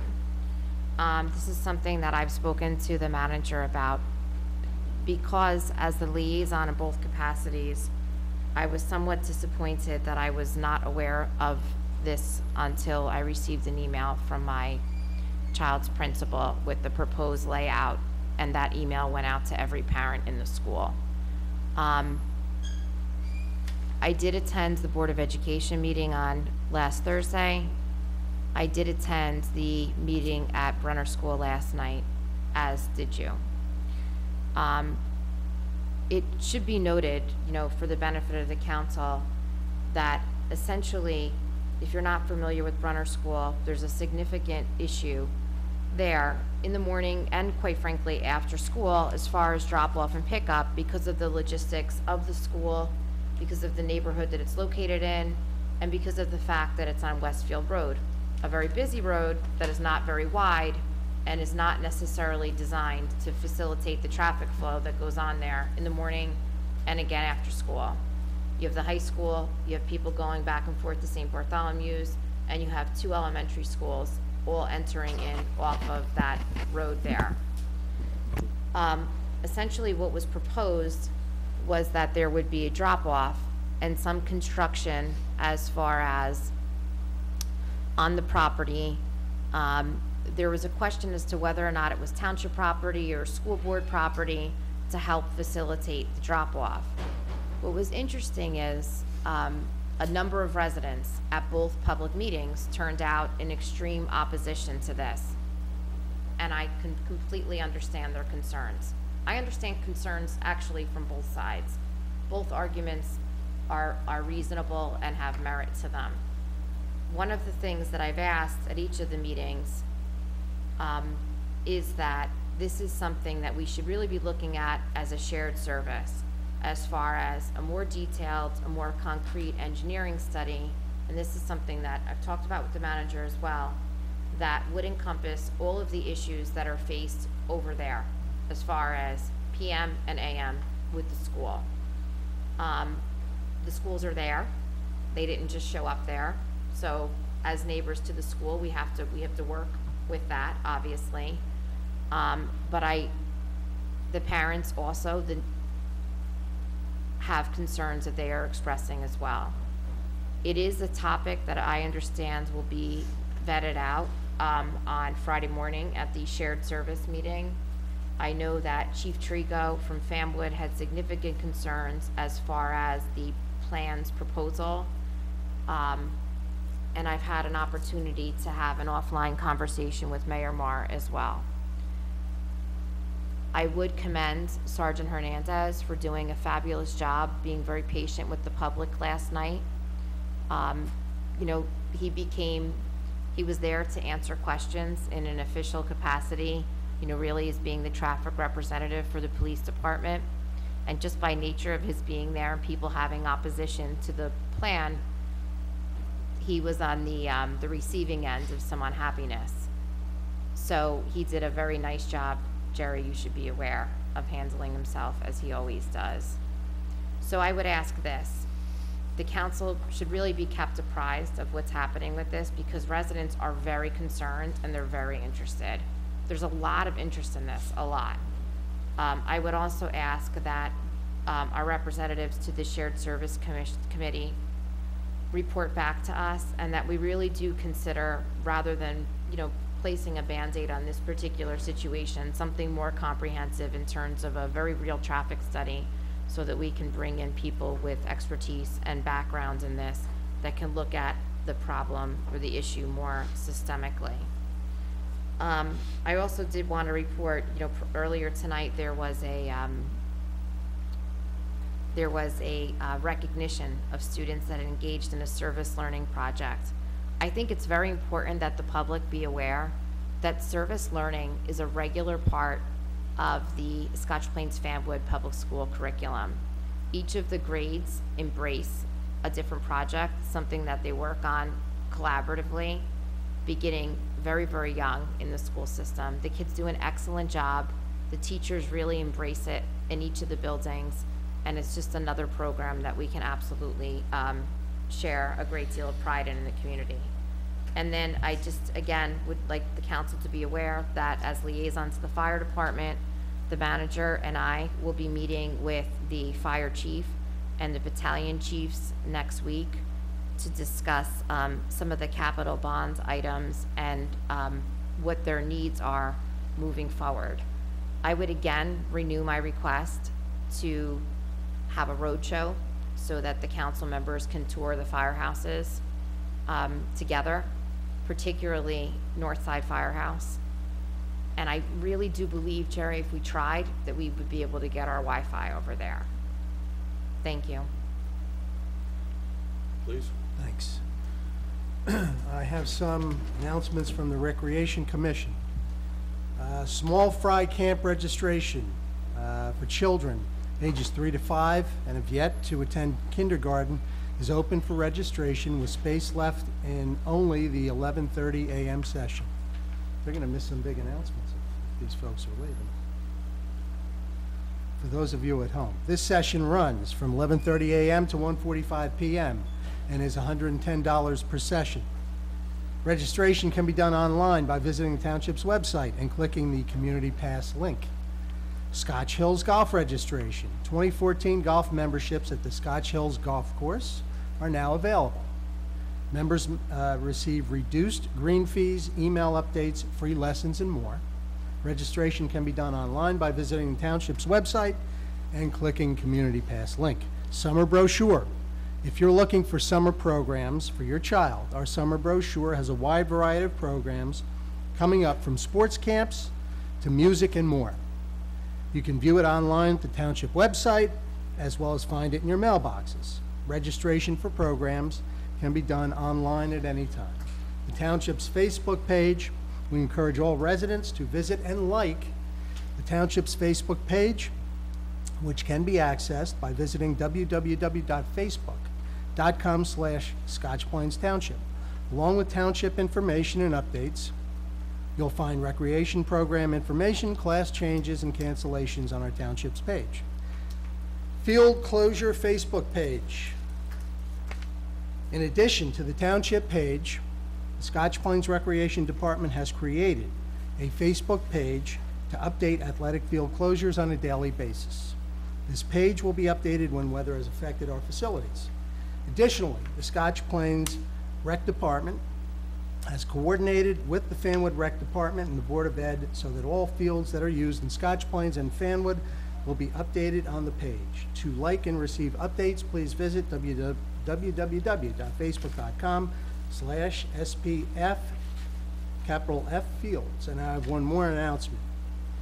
2 nights from tonight is the high school graduation for the Scotch Plains Fanwood High School class of 2014. On a personal note, I want to congratulate my daughter Amanda, who's graduating Thursday. We're very proud of you. And I want to wish all the best to all the graduates from Scotch Plains Fanwood High School, class of 2014. There's a lot of very special kids that I know and families that I know. I look forward to being there with you on Thursday night and celebrating the graduation of the class, and to all the students, including my daughter. Again, congratulations. I wish you all the success in the world. I'm sure everybody up here does. May all your hopes and dreams come true. And as I said a couple of years ago when my son graduated, always remember that Scotch Plains and Fanwood will always be your hometown. Thank you. Thank you. Any other reports? Yes, Mayor. I am the liaison, as you know, to the Raritan Valley Line Coalition. And as has been mentioned before, we should have been putting a link up on our website for residents to go and sign the petition to expand the one-seat ride. I think it's valuable for our community, and I applaud Councilwoman Gianella's efforts at the last meeting to bring that once again to the attention of the public. It's that important. Also, I'm the liaison to Scotch Plains Day, and I just want to let everybody know that we have started work to put together Scotch Plains Day this year, and it should be a very nice event with some very great vendors. Similar to what we've seen with the World Cup soccer event next door, with a lot of people coming to the downtown area. I think that it will be a very positive experience for the residents of Scotch Plains. One of the things that we're going to be doing differently, well, differently from the past few years, but not differently from the past, is that in the past, on Scotch Plains Day, there was a more somber service as part of the day to recognize and honor those residents in town who had passed during the previous year. So we're going to be reinstating that ceremony as part of Scotch Plains Day this year. I will get you more of the details as far as the time, but I would like to make a public call to anyone who would like to have their loved one, family members honored, whether they served the township or just lived in the township. It doesn't matter. They were part of our community. I would like to know who they are, and a little couple of lines about their life, kind of a bio, to be incorporated into this ceremony. And you can find my email address on the website under the council. Email me whatever you want me to, whatever you want to be known about your loved one as part of our celebration of Scotch Plains Day. I was going to mention something else with regards to another committee that I sit on, but I'll reserve that until later. Okay. We'll wait to hear from you. One item from a subcommittee. Excuse me.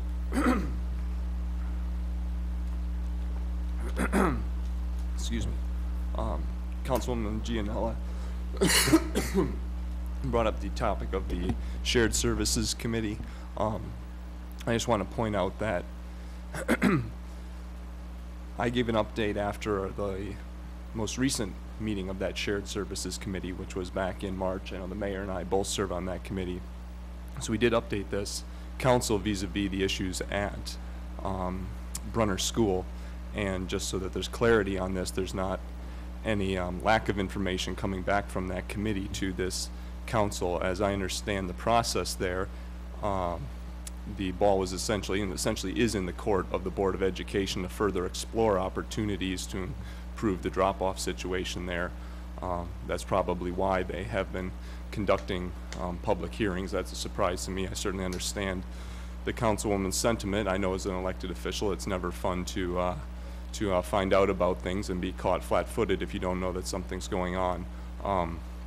But essentially that's the status update there, is the ball is in the court of the Board of Ed. They're studying the issue. They're going to be coming back to the Shared Services Committee for continued examination of that issue and possibly recommendations to this town or others. I feel like since March, just so you know, it went from boom to way, and there was just not a lot of, there may not have been a shared and I understand your point. so just so you know, my point was at the township side, my fault didn't lie with the I mean, I think I've been really clear about this. My fault was not, I did not feel that the Board of Education overlooked me. I felt that I have a responsibility to the residents, and like you said, people want us to be able to answer questions. They knock on your door, literally. And when my dogs are done barking at them, they ask questions, and I want to be able to help. And one of the repeated sentiments last night was, this was a, just so you know, and so members of the council understand, this was a public meeting last night to get input so that the superintendent was informed as far as what recommendations she might be bringing forward to the board, if any. Now, the school district did a fantastic job of articulating the fact that this meeting was going to happen, and parents got repeated emails, and there was a lot of stuff coming through the PTA. But with the residents who did not have children in the school, but whose homes could potentially be impacted by the suggested route or any changes to the streets over there, felt was that there was zero articulation to them. The way to find out about these meetings was either by word of mouth, or if you were on the email change. No, I get it. It was unknown to everybody.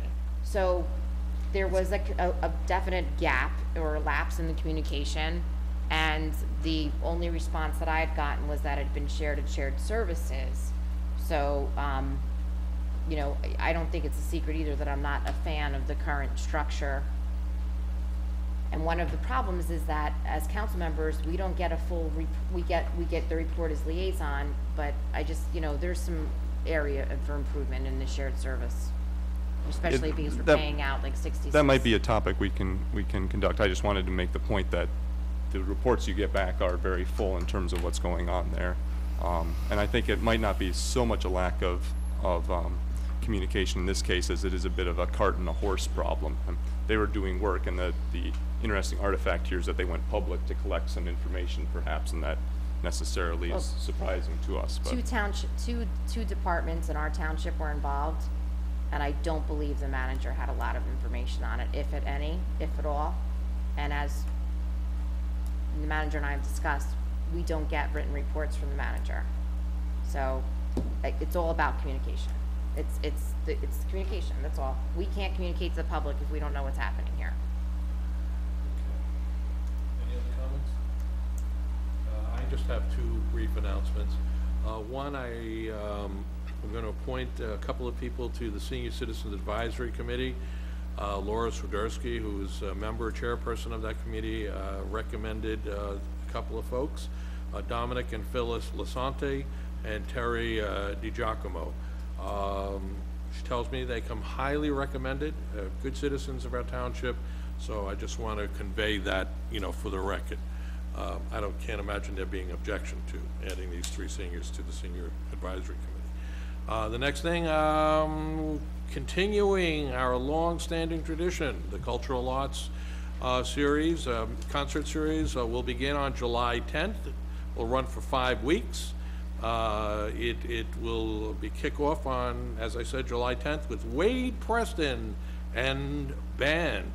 which is a Billy Joel cover band. Happen to have heard them, and they're really spectacular. We'll have subsequent concerts, as I said, every Thursday night.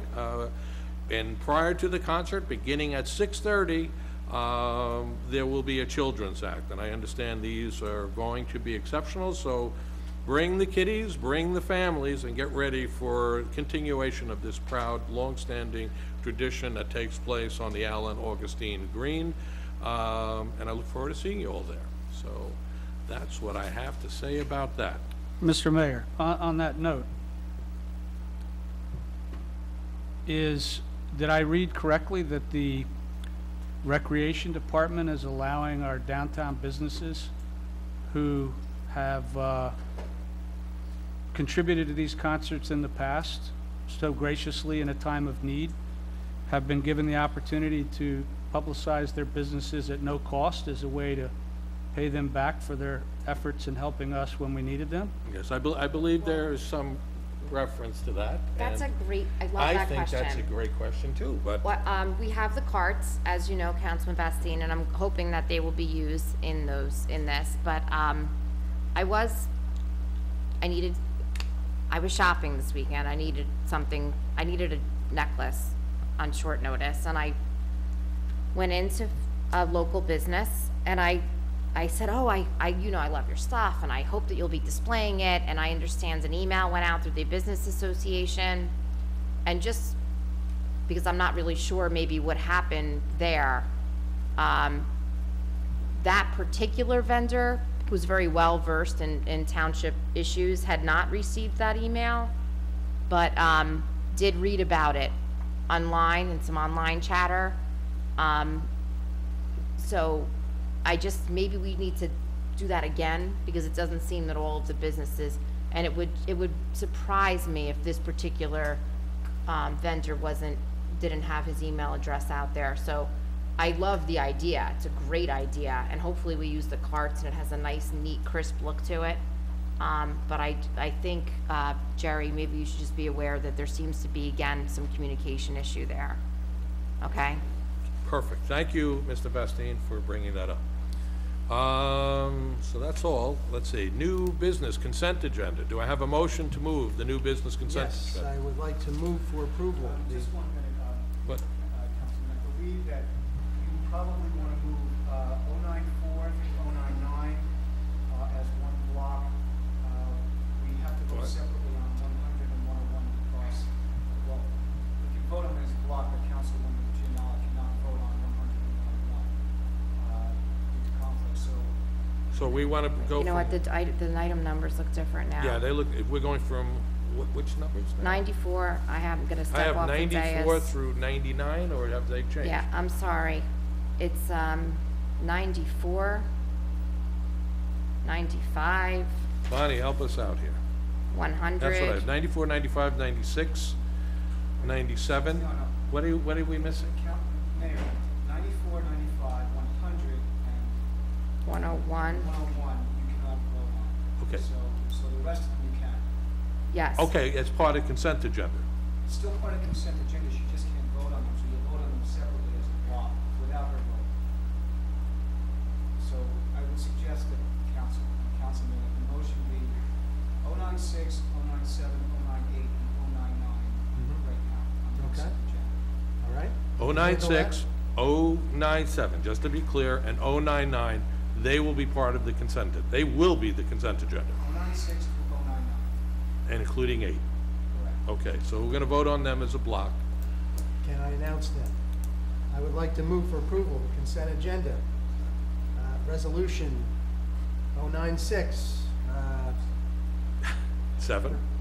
requesting change in title of appropriation 2014 municipal budget for municipal alliance grant. 097, resolution authorizing insertion of special item of revenue in the 2014 municipal budget municipal alliance grant. 098, authorizing insertion of special item of revenue in 2014 municipal budget donations for special events. And 099, resolution approving 2014 to 2015 liquor license renewals. Do we have a second? I'll second. All those in favor? Aye. Aye. Okay, so now we'll get a motion on Resolution 2014-094. Well, do you have any comments that you want to make on those? The 94, 95 are the costs that we pay the county for the leaf disposal. Those costs have remained the same for several years, and Mr. Timko doesn't recall an increase anytime recently, so we're just consistent with what we've been doing. 100 and 101 are related to the community development block grant. The federal government gives the money to the counties to distribute to the state. To distribute to the municipalities, and we apply to the county government for their funds. They have a committee, the block grant committee, and they vet all the applications. So these resolutions are just, pretty standard form in that it allows that agreement. Instead of us going directly to the federal government, we go to the county. Okay, thank you very much. So let's go. Resolution 2014-094. Yes. I'd like to move for approval, Resolution 094, authorizing Township to pay County of Union $32,780 for leaf disposal at the County Conservation Center for April 1, 2013 through December 31, 2013, and Resolution 095, authorizing Township to pay County of Union sum of $24,900 for leaf disposal at the County Conservation Center for the period January 1, 2014 through March 31, 2014. Okay, we've had a motion. We have a second. Second. Okay, and so we got some money here, so take the roll call, please. Mr. Jones? Aye. Mr. Marcus? Aye. Mr. Vastine? Aye. Mayor Glover? Aye. Next, Resolution 2014-100. I'd like to move for approval, Resolution 100, authorizing execution of cooperative agreement with County of Union for fiscal years 2015 to 2017, and Resolution 101, authorizing execution of agreement with County of Union to modify the cooperative agreement dated June 2011. Is there a second? Second. All those in favor? Aye. The next item is Resolution 2014-101. Yes, I'd like to move for approval, resolution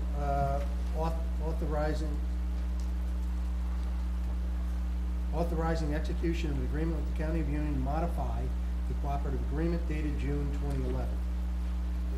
Yeah, we did that already. Did we I don't not? think- Yes. Yeah. We just did the that bill already. list. No, we didn't. No, we didn't. No, we We didn't. didn't do the bill list. I'd like to move that for approval. Yes?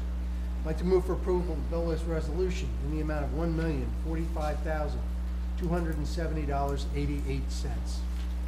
Is there a second? Second. Can we have a roll call? I have a question about the Hold bill on, list. hold on. How's that? I noticed that we had a couple physicals. I'm assuming that's an indication that we have some new hires. Who's the vendor? Oh gosh, I think it's either Complete Care, it's one of, there was another thing on there that I figured out for myself. Okay, one of them is the fire department.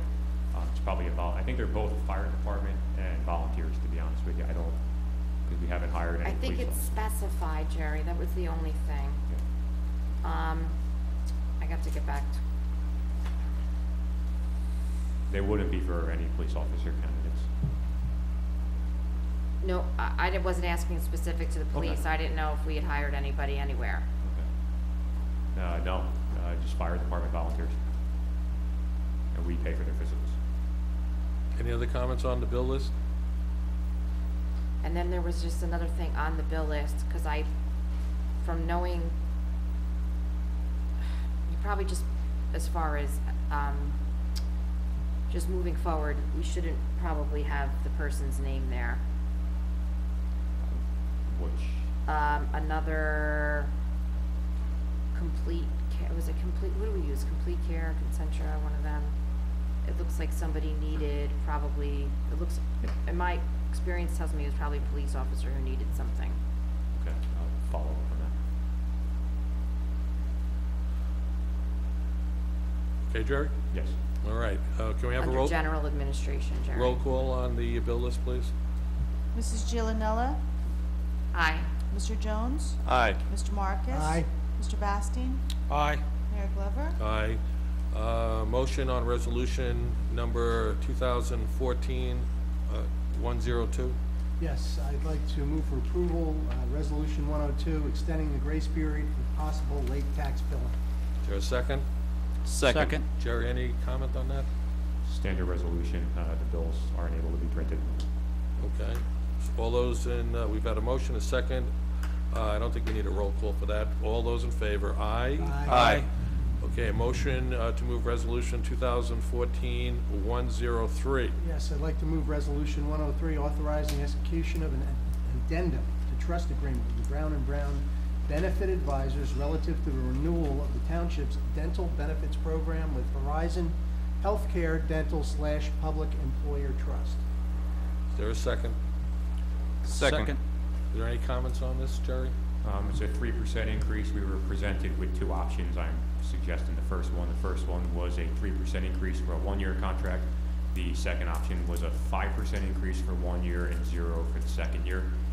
To lock us into a 2-year, for most of these benefit plans, I always think 1 year is the better option because you don't know what the market's going to bring.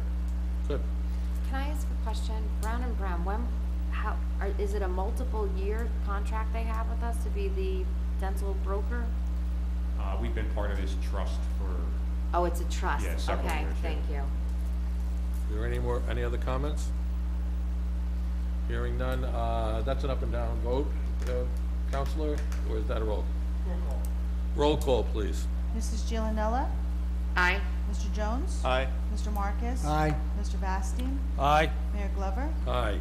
The next one, Jerry, I'm going to turn over to you. This is a late addition to the agenda from Mr. LaCosta's office. The County Vo-Tech School is looking to put up signs for the building that Rutgers University uses. So it would be, if you've ever driven by a Rutgers campus, the standard Rutgers sign, and then some directional signs. Because it's in a P zone, it needs council approval, to say yes or no. No formal resolutions required. Bob has said, Mr. LaCosta has said in the past, that it's just merely a motion, second, verbal vote. And You see what the sign looks like? yeah, it's actually on the attachment. Is it here? Okay. You're satisfied with it? I have no issues with it. The zoning official has no issues with it, and he's supportive of it. This is an up and down vote, or? I have a real brief comment on this one. I'm not a big fan of the fact that it says in here that it's a lit up sign, so I guess it's going to be glowing bright red at night. That being said, it's on a building that's pretty far in the back of the property, and I think that probably the deer in Ashbrook might be the only ones who see it, but it's not entirely clear to me exactly where it goes. I've seen just obviously going to Rutgers and being down there several times at night. I've seen the signs lit up, at night, and they're not, I wouldn't say they're obnoxious to the point of like some neon sign. They're very conservatively done to where you can see the lettering, but you're right, it's far enough off where it's probably not going to be seen. One point of clarity, I don't think it's red, I think it's scarlet. Scarlet, yes. Thank you.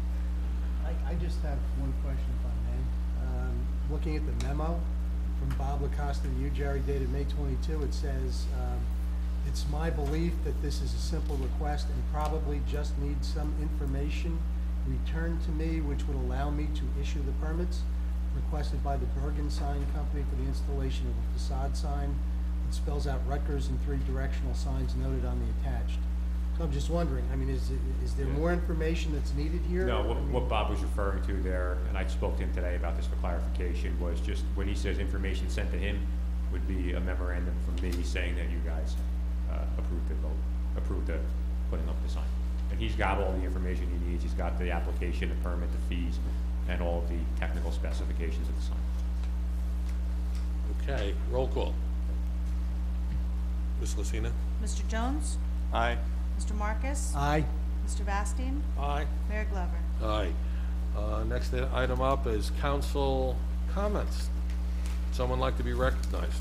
I have a couple things. Would anyone else like to be recognized? Okay. There has been some commentary on some of the social networking sites about the bulk pickup. I know that you talked about the fact that it was delayed.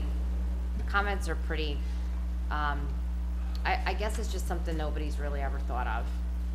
There's 1 week that falls right after Father's Day. So it's Father's Day and you're dragging your bulky garbage out to the curb. Is there any way in the future we could maybe skip that week? It's actually pretty logical, but I just think nobody's ever thought of it.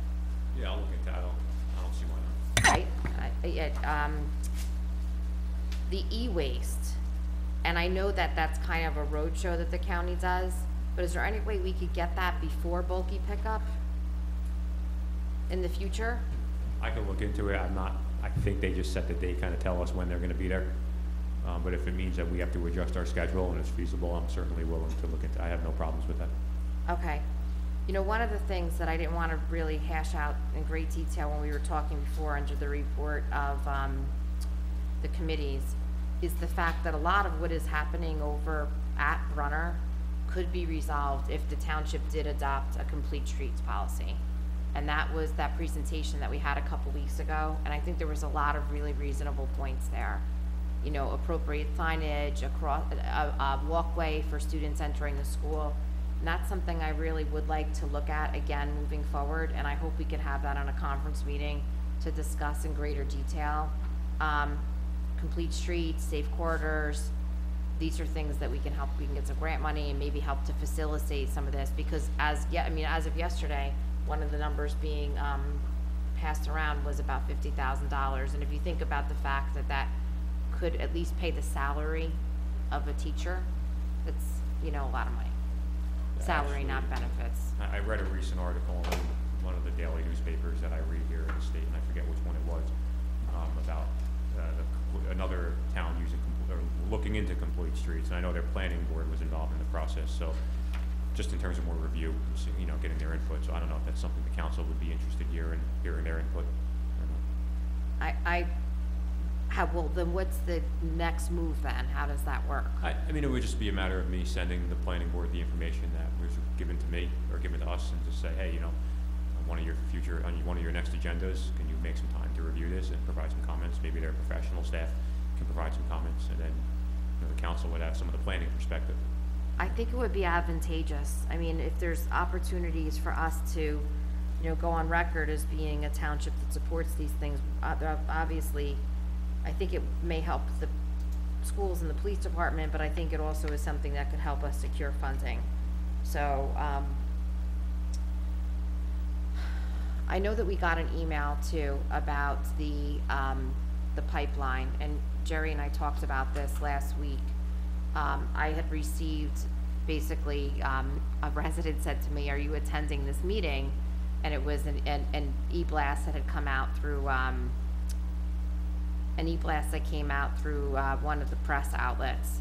So, and Jerry, you sent us an email now about a meeting that we can attend. But I did attend the meeting very briefly, and it's the Pilgrim Pipeline. It is something I think we should be paying pretty close attention to because of its potential impact on the township and our residents. So I just want to make sure that we have really somebody committed to attending that. This week is my last week of, you know, the school closes. Graduation is Thursday. It's kind of hectic for me. I don't know that I can commit to attending it. Is there any way that we can get information at least? This way we're making sure that we report out to the public on this. Yeah, that's what time tomorrow? It's 7 to 9. I may be able to, I don't know if anybody in the council plans on attending, but I may be able to. I'm going to try my best, but if not, could we, the email that originally came from Amy Wagner, could we see if we could get that information? Because I do think it's something that we should be, again, making sure that residents are paying attention to. I actually had some conversation with her, and I'll keep that dialogue going. Either way, if someone doesn't attend, I'll make sure I continue to stay in touch with her. Okay, thank you. I do want to continue the conversation, maybe not tonight, but looking at employment policies as they pertain to, there's a lot of items repeated and not specific to one employee, but there's a lot of reimbursement for courses and a lot of reimbursement for meals just throughout the bill lists, not just this week, just as a pattern. And all I'm looking to do is make sure that we have a system in place where the township is benefiting from this. You know, and it's not that there's this checkbook that's available for people. It's nice that people want to continue to better themselves, but at some point it needs to happen on your own time, on your own dime. Facebook pages, how many do we have? That I'm curious about. There's one official township page, and then Councilman Marcus referred to the field page. And the police page, when I... Oh, and the police, yes, I'm sorry. So there's 3 pages, Yeah. and I think the library has one too. Yes. It's not uncommon for the police and the municipality to be separate. I've seen that, you know, several times. Field usage one. It's not something I've really seen before. But I like the communication, I Yeah. just, it's now 4 stops. yeah, So, could you look at that? yeah. I'm not sure about how libraries normally do it, because we didn't have one when I was in Randolph, and I actually didn't have a library. We didn't have a Facebook page then, but I didn't have a library in Vernon, so I didn't. I love the advances, and Yeah. it's free, and it's great, and it's fabulous, but you can have multiple people, multiple administrators to Yeah. one Facebook page. This way Yes. people are looking on the one thing on their news feed. Yes. So, I mean, I just, you know, as far as convenience for the residents, I just think it would be a nice thing. That's a valid point. And that is all I have. Thank you, Mayor. Thank you. Any other comments? Any other comments? Comment on the Facebook pages, because I do like the fact that we have them as well, and as a coach in the soccer association, I use the fields page regularly to see when our practice and game field's going to be open or closed. Just on a technical point there, look, having one source is a nice thing, but on the flip side, there is good reasons sometimes to separate these things out, because if you're not into coaching or whatever, it's a deluge of information on some of these subtopics, and that way you segregate them out and you don't get overloaded on information you don't want to see. And the technology has a way so that you can like or follow certain things you want. So, for example, you can like the township page or the fields page or the library page, and in your news feed you get all of them into one place, even though they are coming from separate sources. So in that sense, the technology might itself be able to solve that issue. Thank you. Any other? Nothing from this side? Nothing further over here? Jerry, I just want to follow up with you. I had mentioned weeks ago about those stumps on Cooper and Martine.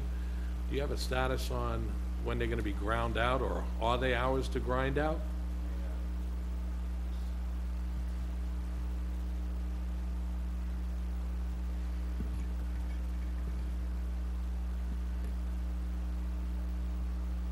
As of the early June, June 1st or 2nd, the information I received was that there were 14 stumps. They were our responsibility, and they were on the next round for High Tech, who is our tree contractor to do stumps. When do you think that'll happen, so I can respond to a neighbor? I will get you an answer on that tomorrow. What's that? I'll get you an answer on that tomorrow. Okay, that'd be great. You'll send it to me.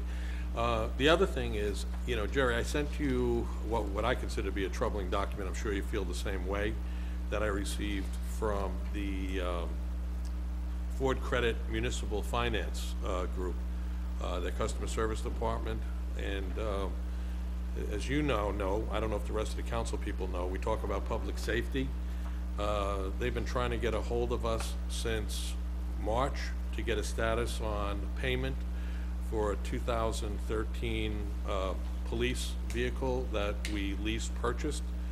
And regrettably, since then, and I have, you've seen it, but you may, there is a list of calls and emails, certified mail, and no one's returned this lady's call. Can someone please call her? And more importantly, can you maybe give me an idea? I sent this to you as soon as I got it. If you could, do you have any update on why that wasn't paid? Because I believe the money had to be certified. And the woman has stressed that, if this were to continue, worst case, they'll repossess the cars. That would be a hell of an embarrassment. Yeah, there are a few issues. Yes, the money was certified, that's correct. I think there was definitely some communication problems between Ford Motor Credit and our police department. I know, between finance and police, there were a series of communication issues. I have addressed it specifically, or I'm in the process of addressing it with a policy that will definitely alleviate it. When you deal with large companies like this, whether it's a Dell or whether it's, not so much utility because you don't have to get the signatures anymore. You mail a purchase order and you sometimes don't always get it back. And, you obviously, as you know, you can't process that until you get it back now. don't mistake that for saying that there was no fault on the part of our staff. There certainly was. But one of the policies instituting now is, the blanket purchase order policy, where if you have an item, like a car lease or a service contract, where you have a designated amount every month and you know how much it's going to be, one purchase order in January for that total amount would suffice, as opposed to mailing out 12 every month, hoping it doesn't get lost. So from an internal level, I think the issue's handled. The payments are being processed now, finally. I know the chief and the finance officer have, discussed it at length and resolved all the issues. Yes, I am. I don't want to get too much into the personnel, but in terms of the issues, I will address them. Well, I think, this gets to returning phone calls. I mean, Ford Motor Company is not some, secondhand, leasing company. And, someone's got to be spoken to and on this front, because you got to return a call since March. And, I mean, we became aware of it. I mean, I guess there was a memo sent to you on the 5th. There's a follow-up on the 11th. I followed it. We just have to do this right. This is a relatively recent notification to my end. When I got the email 2 weeks ago, I instantly forwarded it to the chief, who instantly responded to me, and then within the last 2 weeks, they've been working on the issue. The only thing I would request is that someone call her, Ford Motor Company. I believe they have, but I'll follow up. Well, I happen to know they haven't. Okay. So, and here's the documentation that supports all of this. So, Since that email, I'm saying. Huh? I think since that email. Well, I spoke to her today because she called, and she said she hasn't heard back from the township yet. And there's one person, so I get the point if you're dealing with multiple departments, but it's one individual who's been corresponding to us, and she keeps meticulous notes and records. I mean, one even as far as saying, I guess she sent a demand letter, Jeff. Mayor, I've talked to Jerry about this. I know he's on top.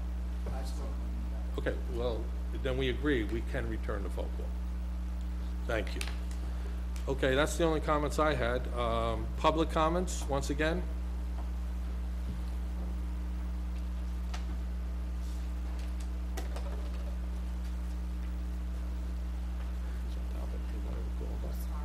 Carolyn Perkins, Westfield Road and Scotch Plains. I know you've talked about the bond ordinance. I know that's tabled. Jerry, I have one question. With our employees here, whichever ones, are they able to save all their vacation and their sick days until they retire? Yeah, there's a policy in place that limits the amount they can get. That limits the amount. The reason And it's that contractual, I'm sorry, with the Public Works Department and the Police Department, it's negotiated and contractual. okay, the reason I'm asking that, because in Lodi, their police chief is retiring, and they don't have enough money to pay him for all his vacation and sick days, so they need to pay him $372,000. The town has to actually go and borrow the money because they don't have it. I hope that doesn't happen to us, but I'm just, forewarned is forearmed. Colleen, I happen to agree with you on the education. Where I was, there was a cap. You had $300 or $400 for the year that you could use to take one seminar or two seminars. You submitted your bills for your lunch or whatever, but you just only had so much and you couldn't get any more. If you wanted to go on something else, that was on your own time and with your own money. I also agree that grants are still a problem, and we really probably could pursue that more.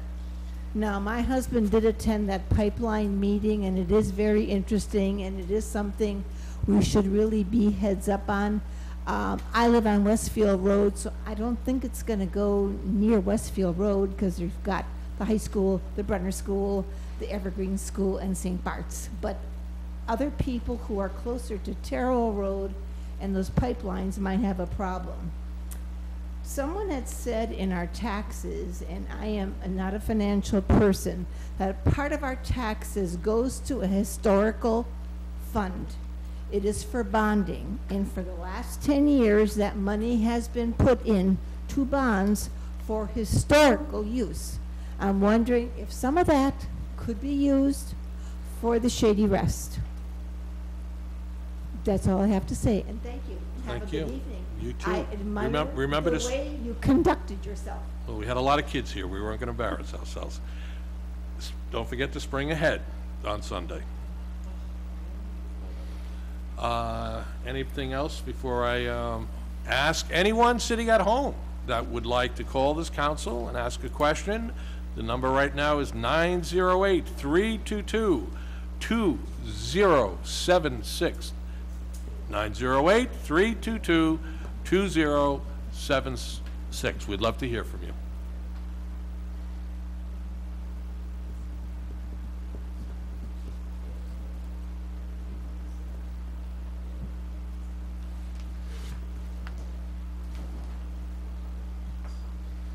Not hearing anybody? We're going to call it a good night. Ms. Lucina, we're going to go into executive session. Whereas Article 6 of the Open Public Meetings Act provides that a public body may hold a closed session, and whereas the Township Council will during this meeting enter into discussion of the following matters: litigation, pending litigation status report, Heather Glenn at Scotch Plains Neighborhood Association versus PRC Group. I'm happy that it is. And New York SMSA Limited Partnership doing business as Verizon versus Robert Lacosta, the zoning officer and the zoning board of adjustment of the Township of Scotch Plains. Whereas the matters to be discussed in closed session are to remain in the strictest of confidence by all Township Council members in furtherance of their fiduciary duties to the Township of Scotch Plains. Now therefore be it resolved, matters discussed at the meeting will be released to the public when the reasons for discussing and acting upon them in closed session no longer exist. You have a motion to retire into executive session? So moved. Second? Second. All in favor? Aye. Aye. Ladies and gentlemen, we got to clear the house, the room. Thank you all for coming out today.